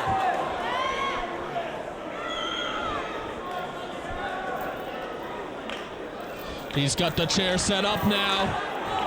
Whipping him in. Drop to hold on the chair. Trademark Raven move. Cover. No, not enough. Even with the hook of the leg. Where are these guys getting all this energy, Chris? They have taken an unbelievable amount of punishment here. Well, it's pride that they're getting this energy from. They hate each other so much that they're not willing to let their opponents go and say, hey, I'm the better man. It's that hatred that's driving them. Oh, look at that. That's just insulting. Spitting right in the face of CM Punk. And Raven has that chair once again. Let's see what he's going to come up with here. Maybe a chair shot heard around the world. It's possible. He's going to finish off CM Punk right here, right now. Oh!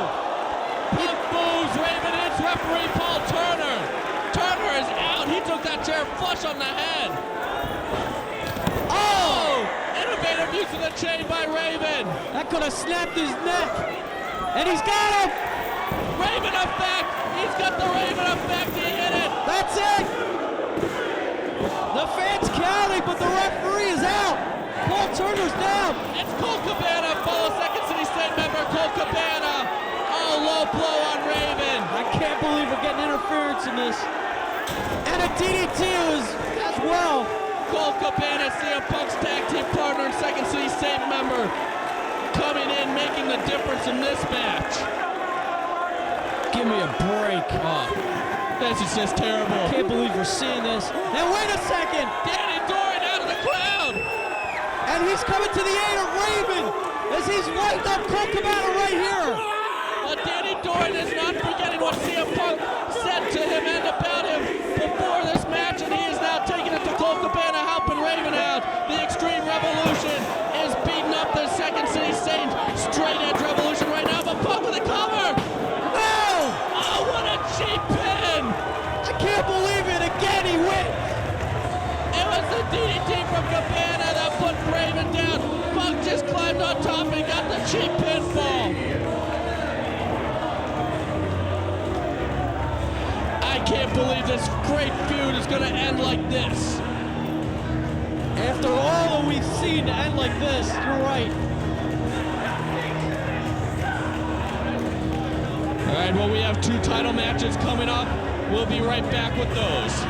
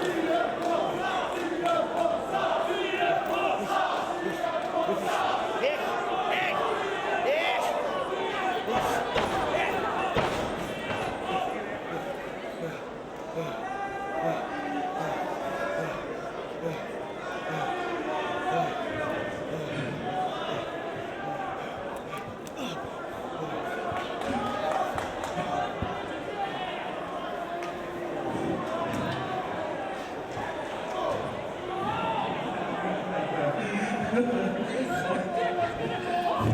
guess straight edge means I'm better than you, huh, Raven?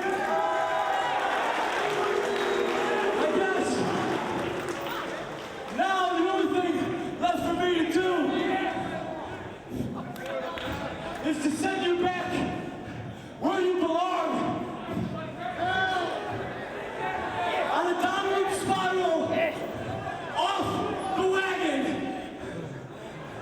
I'm sending you straight to hell, but before you go there, it's another trip to rehab, you drunk.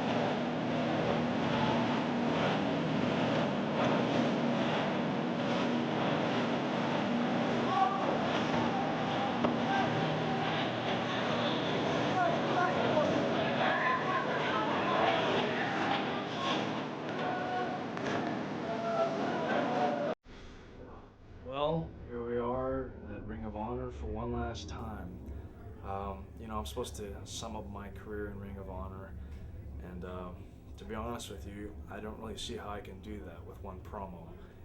Ring of Honor has been something just immensely special to me. It's something that will remain special to me for the rest of my life.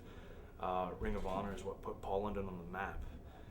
I mean, the list just goes on and on, starting from, my street fight with Michael Shane at Unscripted.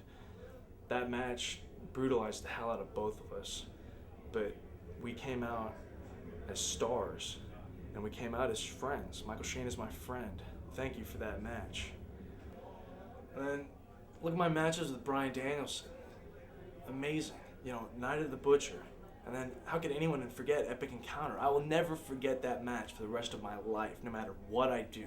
Whether I'm wrestling on a pay-per-view or a Dome Stadium, wherever, I will never forget Epic Encounter.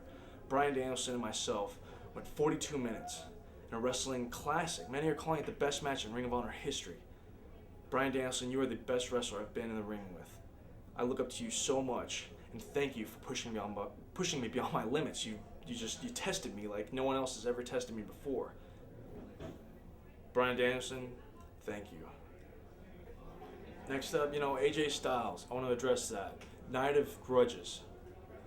First and only time you and I have ever been in the ring, one-on-one. And that, honestly, is one of my favorite matches ever in my whole life. I mean, to be honest with you, I'm still feeling that clothesline. But AJ, you pushed me in a different way. You challenged me creatively, as a wrestler, as an entertainer, as an athlete. That match made me a better man. Thank you, AJ. And talking about AJ, how can I forget our three-way, which low-key was also part of. That match stands out to me because that was a test for me. Am I at the level of AJ Styles? Am I at the level of low-key? Two guys that I looked up to, and still do. That was a test. Can I hang with these guys? I think I showed the both of you, I showed myself, and I showed the fans that I can. That match tested me physically, mentally. I mean, it was just insane, but it was just so much fun. It's why I do this. That's why I loved Ring of Honor so much. I was able to perform my art without any limitations in that ring. Thank you. Also, I had my battle with Xavier for the ROH title. Yeah, I came up short both times, but I could feel those people hungry. They were hungry for me to win that title. And I let you down. Well, tonight, Death Before Dishonor, it's going to be a different story. Sure, people were saying, hey, it's his last match. But anything can happen. Tonight, I'm not going to let you people down. Yeah, I've had special feelings before matches before, and look what happened. History has a funny way of repeating itself. I had that special feeling tonight. Not because I'm going to go out and win that title for me, but I'm going to win it for the fans. I want to, but I have to. Thank you, Ring of Honor.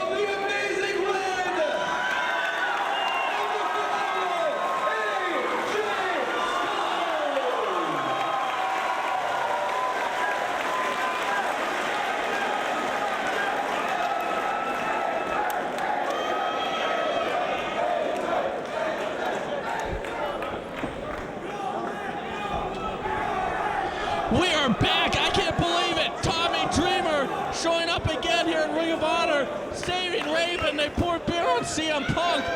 I'm almost speechless, Ray. I can't believe what we just witnessed here at Death Before Dishonor, the surprise appearance of Tommy Dreamer. Not only that, this Rave and CM Punk feud is hotter than ever. It's a long way from over. CM Punk pouring beer on the alcoholic Raven, and then Raven pouring beer on the straight edge CM Punk. It's going to take a lot more than what we just saw to end this feud. I'm shocked that we've just got to get focused on this match now. The Raven Punk feud, far from over. That's the big headline out of that match, and oh, wow. And now here we go for the ROH Tag Team Championship. The champions, the Amazing Red and AJ Styles with Alexis Lurie against the Briscoe brothers. And we saw the video package before this match. The Briscoes already had 2 shots against these guys. Came up unsuccessful. This could be their last stand, Chris. It is the last stand. There will be no rematch of this match. So if the Briscoes win the titles, AJ and Red won't get a rematch. And if AJ and Red win the titles, that's it for the Briscoes. No more shots at AJ and Red. And those 2 matches they had previous to this one, just unbelievable matches, definite must-sees. This is becoming the tag team series of the year, and it's going to end right here in New Jersey. Hey, we thought the Raven Punk feud was going to end, but after what happened with Tommy Dreamer, that feud is a far away from being over, so who knows what could happen here. But you know what? Ring of Honor does keep to its stipulations, and the stipulation is there is no rematch of this one. So both Jay Briscoe and AJ Styles now put it all on the line for the ROH Tag Titles. And look at AJ and Jay Briscoe fired up right here. And the momentum has taken them to the floor. Back and forth, these guys are going. Everything's on the line. And there goes Red into the ropes. Oh, back elbow by Mark Briscoe. And Mark just fooled Red right there. And Mark off the top rope. Airborne, but AJ scooted out of the way. Mark hitting the ground hard. And for his troubles, Mark just got thrown into the rails. What impact! There's Jay with AJ and AJ into the rails. AJ Styles and Amazing Red, they defeated Chris Daniels and Xavier the Prophecy and expect the unexpected on March 15th. They have managed to hold on to the belts all the way until now. Can they do it one more time against the 18-year-old Mark Briscoe, 19-year-old Jay Briscoe, the Prodigies, the Briscoe brothers, 2 can't-miss superstars in the makings. Can they finally get their first championship gold here in Ring of Honor? And AJ whips him in, and Red up and over. Nice Red! The momentum took him over. Couldn't go for the pin right away, but only a 2 count. And I'll tell you what, since the Briscoes have gotten together, they've really developed sort of a mean streak to them, kind of a vicious streak in some of their matches here, Chris. Yep, I'll give you a little tip right now, Ray. Gary Michael Capetto. Look at Mark springboarding in with a dropkick on Red and a clothesline on AJ.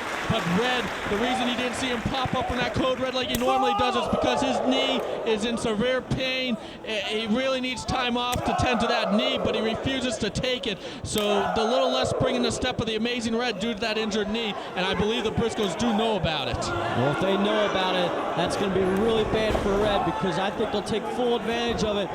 This is almost desperation for the Briscoes. This is their last shot at the ROH Tag Titles. And what a lariat by AJ Styles. My God, Chris. He takes the head of Jay Briscoe right off. Here comes Mark.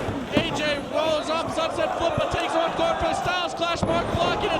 Mark up and over. Did you see the pop in Mark Briscoe's step right there? AJ, Mark.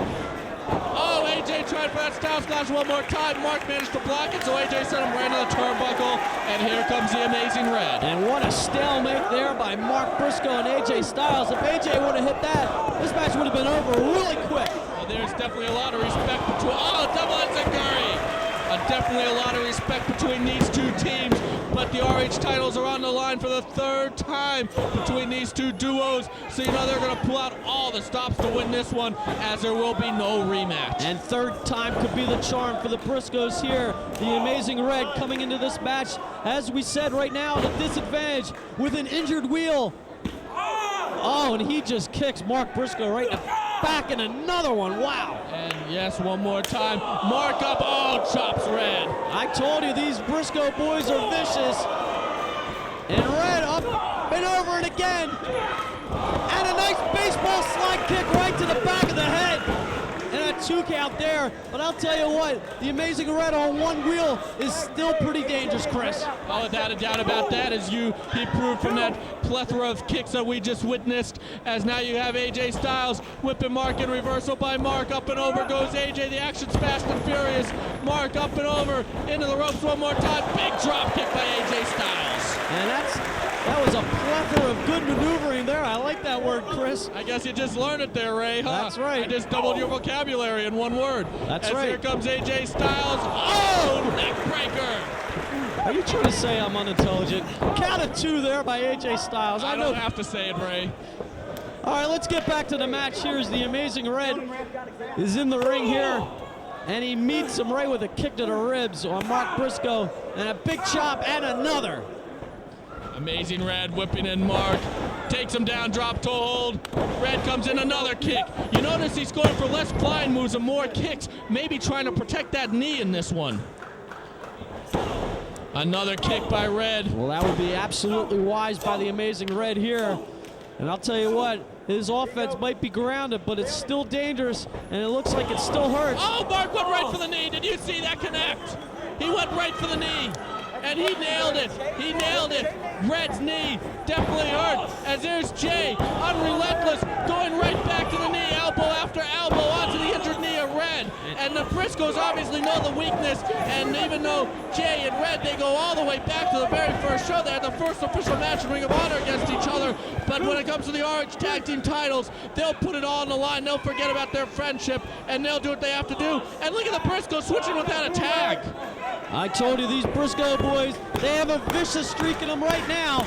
And you're right, when the ROH Championship is on the line, throw friendship out the window, and look at the way he's stretching the Amazing Red right here.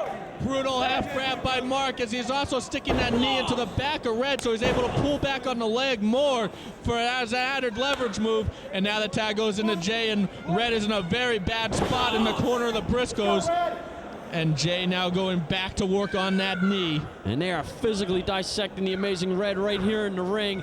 The Amazing Red, he needs a tag badly. Look at him, he can barely stand. And Jay plants him with a power slam, wow. And now he's going back to that leg. Going for a half crab just like his brother Mark did. And look at this. He's turning around and facing AJ. Talk about mind games. He is taunting AJ Styles. Did he just spit at him? He did just spit on AJ Styles. You can't do that to someone, an athlete like AJ Styles, the NWA World Heavyweight Champion.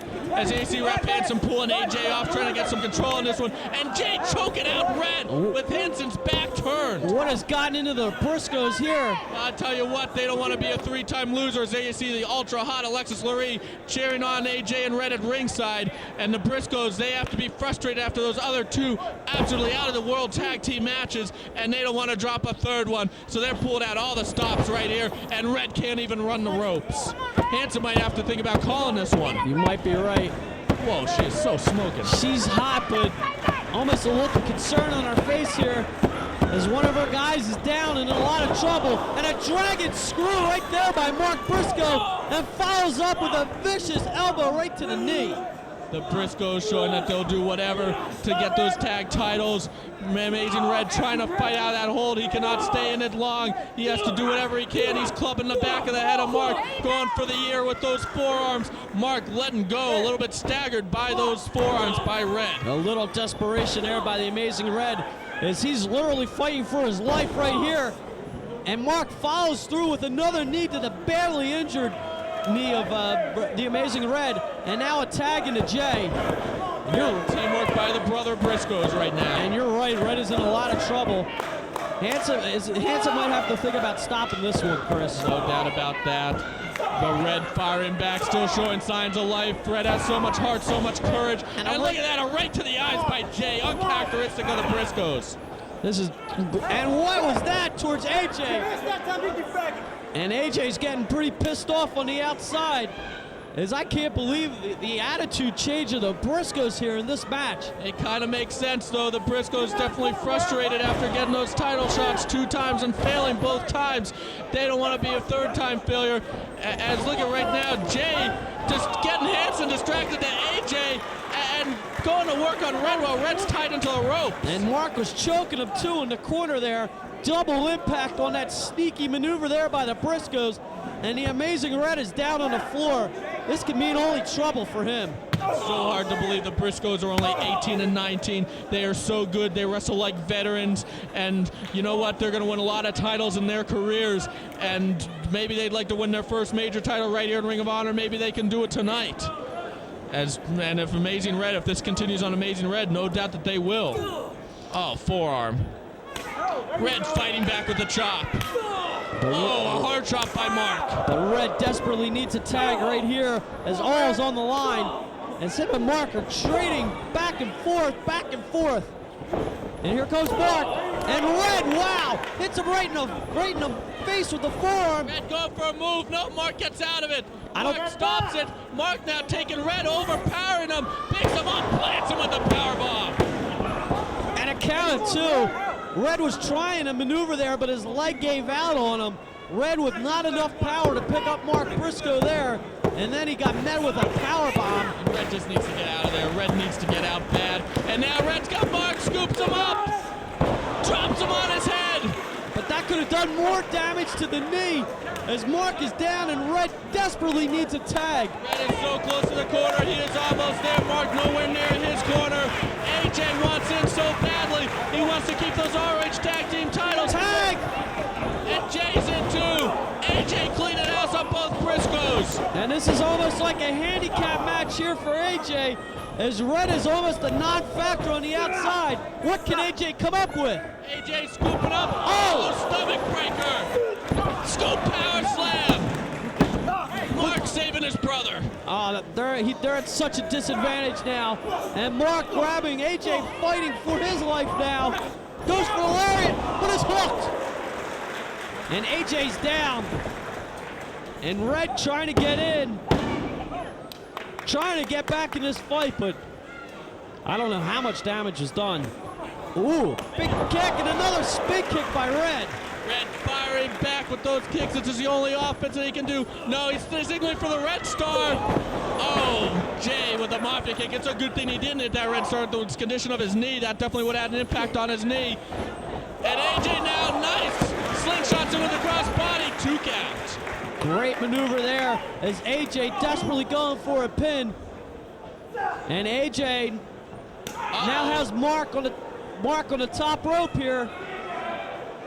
What's he going for? Most likely one of those high impact moves that AJ Styles executes. No one has an offense quite like AJ Styles, but oh, there's Jay stopping him. And I think Jay's hooking him for a power slam. Powerbomb suplex, no, wow. God, AJ got powerbombed and Mark got superplexed into a powerbomb by Red, unbelievable. We almost had a double pin there.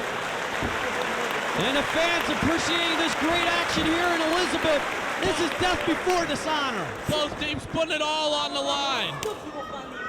And there's some respect between Jay and Red. They fought so many times here in ROH. And now they're chopping each other. They've even teamed up here in ROH. A whip in. Uh-oh. They got Red caught. They're taking Red up. Jay Driller! That's going to be it. The Jay Driller. We're going to have new champions.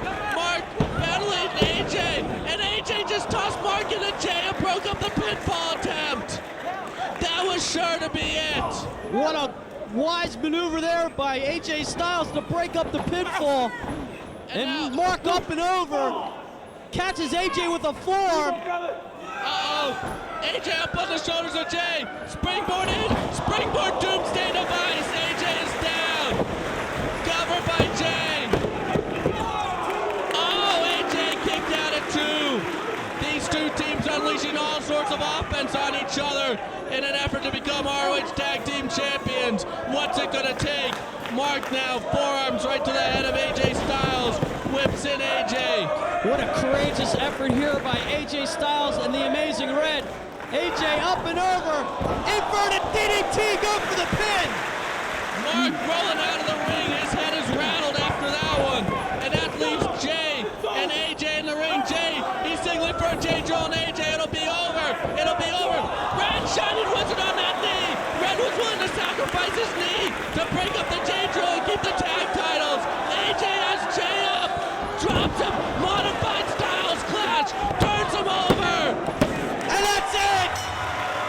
amazing Red willing to sacrifice his knee with that Shining Wizard so that they keep the tag titles. Amazing Red putting his knee up behind the tag titles, putting the tag titles ahead of the knee. Unbelievable about how much damage was done.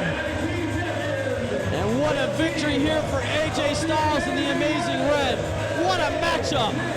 And what tag team champions we have.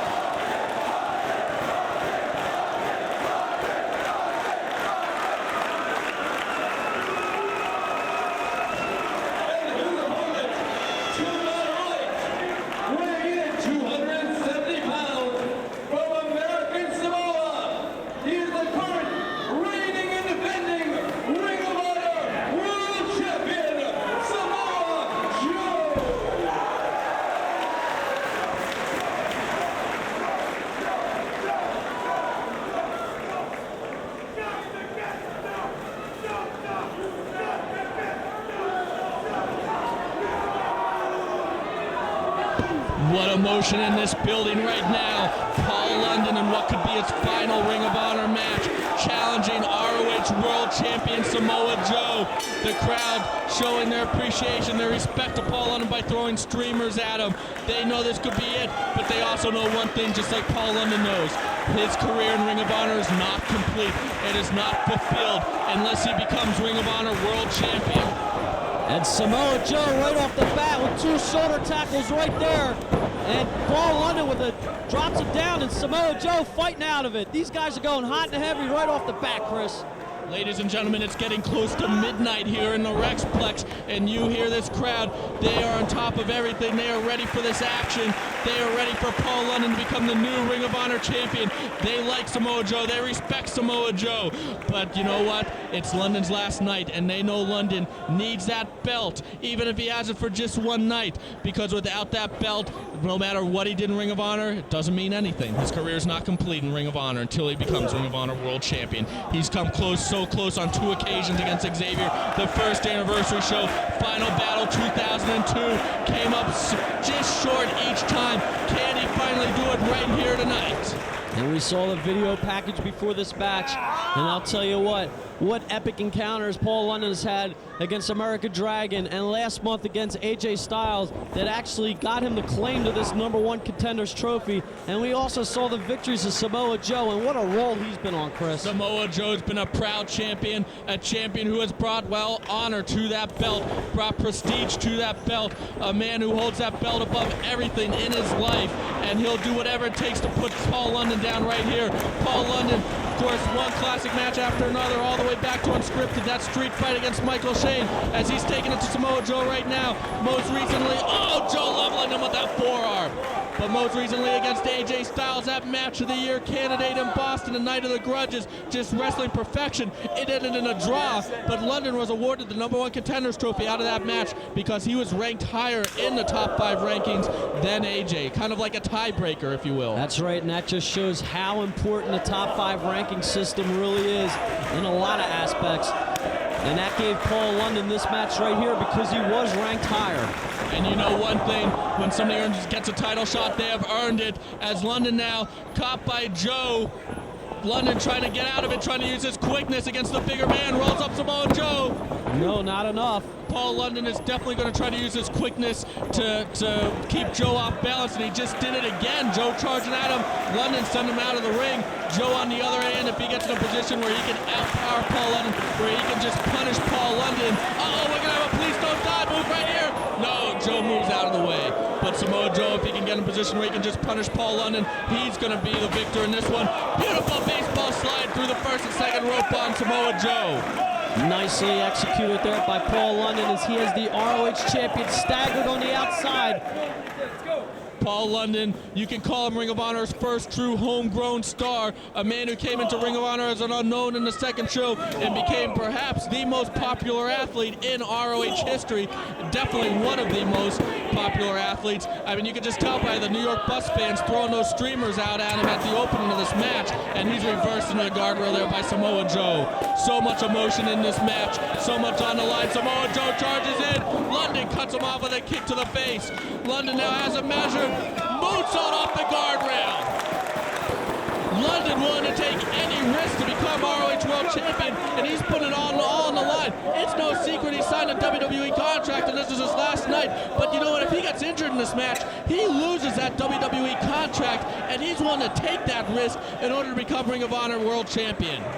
And that just shows how important the ROH title really is.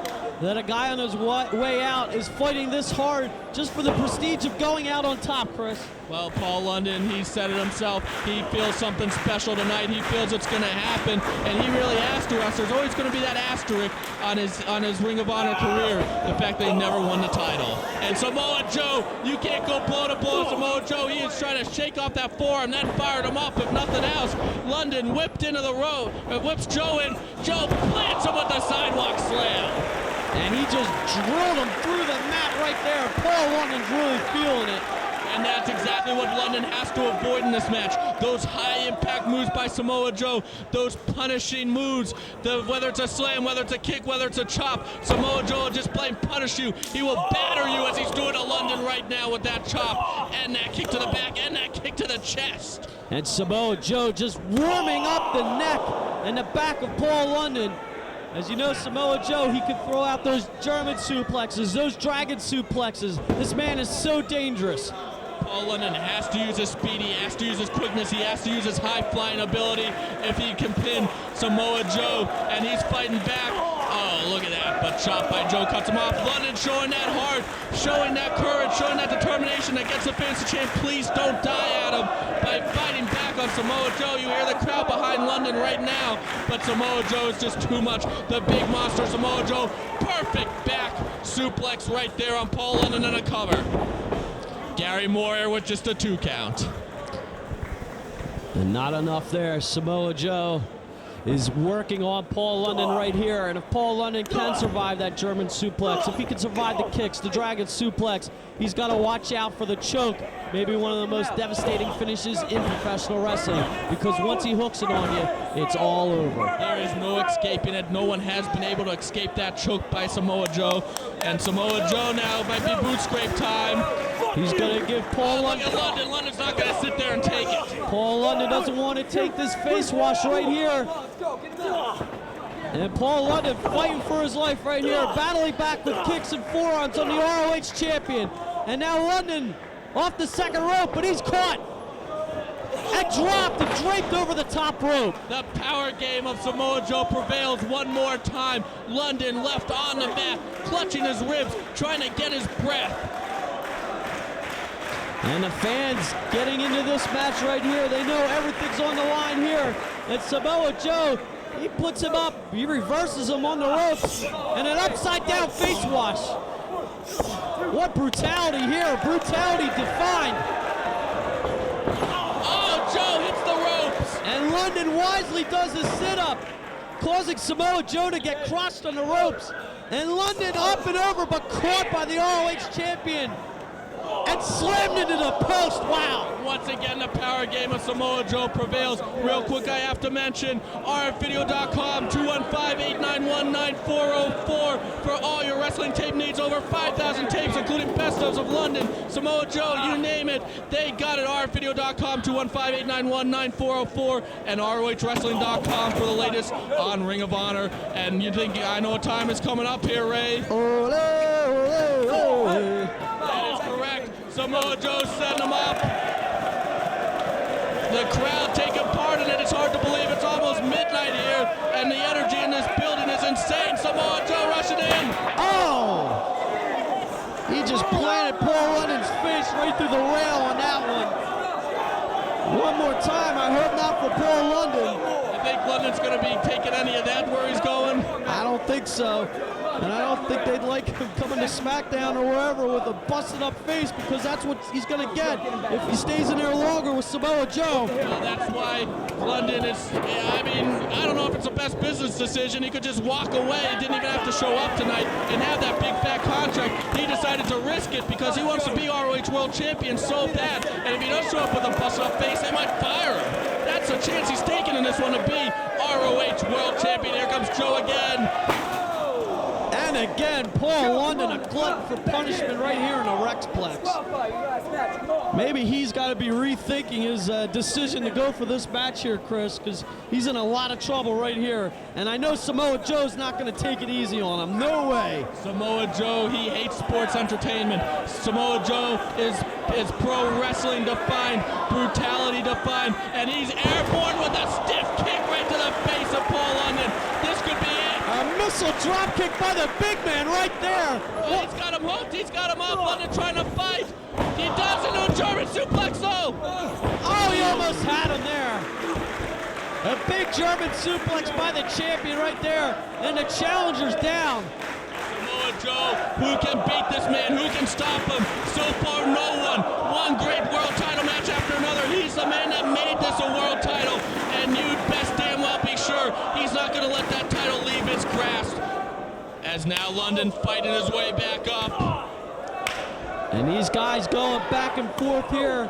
The ROH title up for grabs. And a big knee by Joe as he delivered it right to the jaw of Paul London.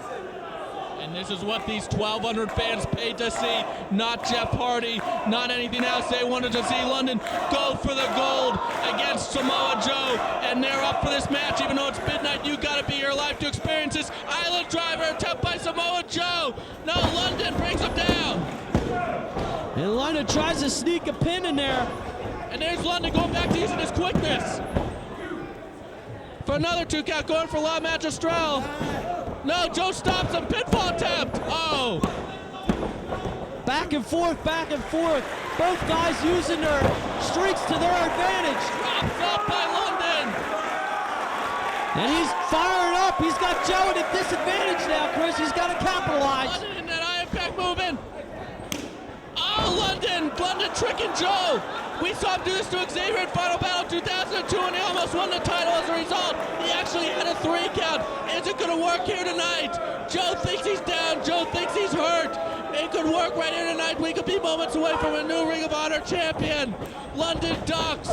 Kick to the gut. He's got him hooked for that DDT. Is he going for the cover? Cover. No, he's thinking. He needs one more big move, he thinks. He's going up top. You know what this means? London star press time. London's up on the top. Believe he needs one more big move. There it is. Cover. New champion.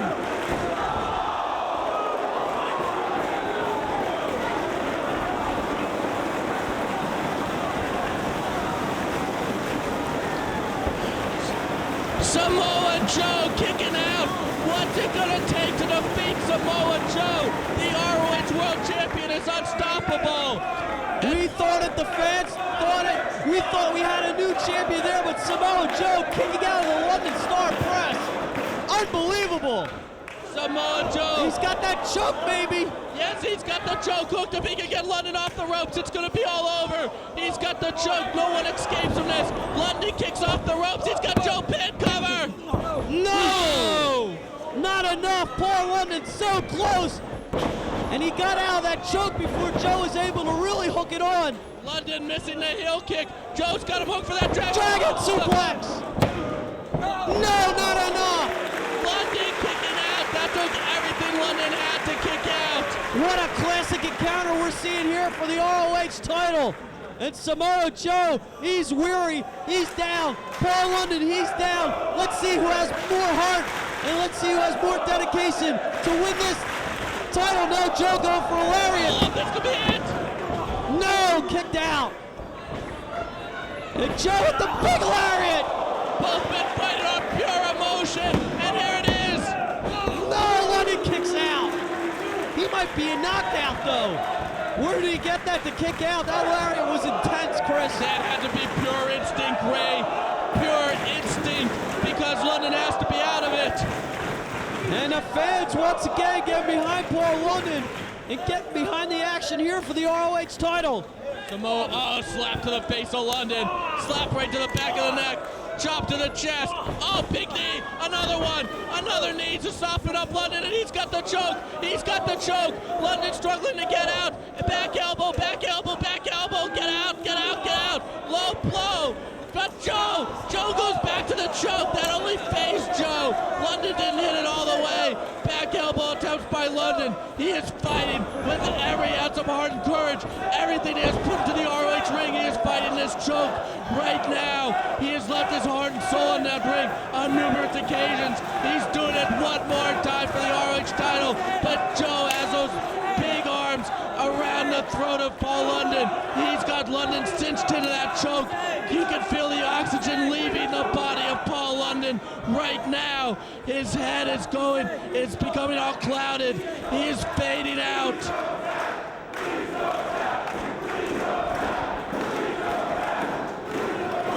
That's 1. 2. Can London hold on one more? Can he hold on? That's it. That's it. Samoa Joe chokes out Paul London. Samoa Joe has choked the life out of Paul London. You even saw Gary Moore check the pulse real quick of Paul London. London is out. Samoa Joe, what an unstoppable world champion we have here in Ring of Honor. This is a man you can be proud to call your world champion. This is pro wrestling. This is Samoa Joe. This is Ring of Honor.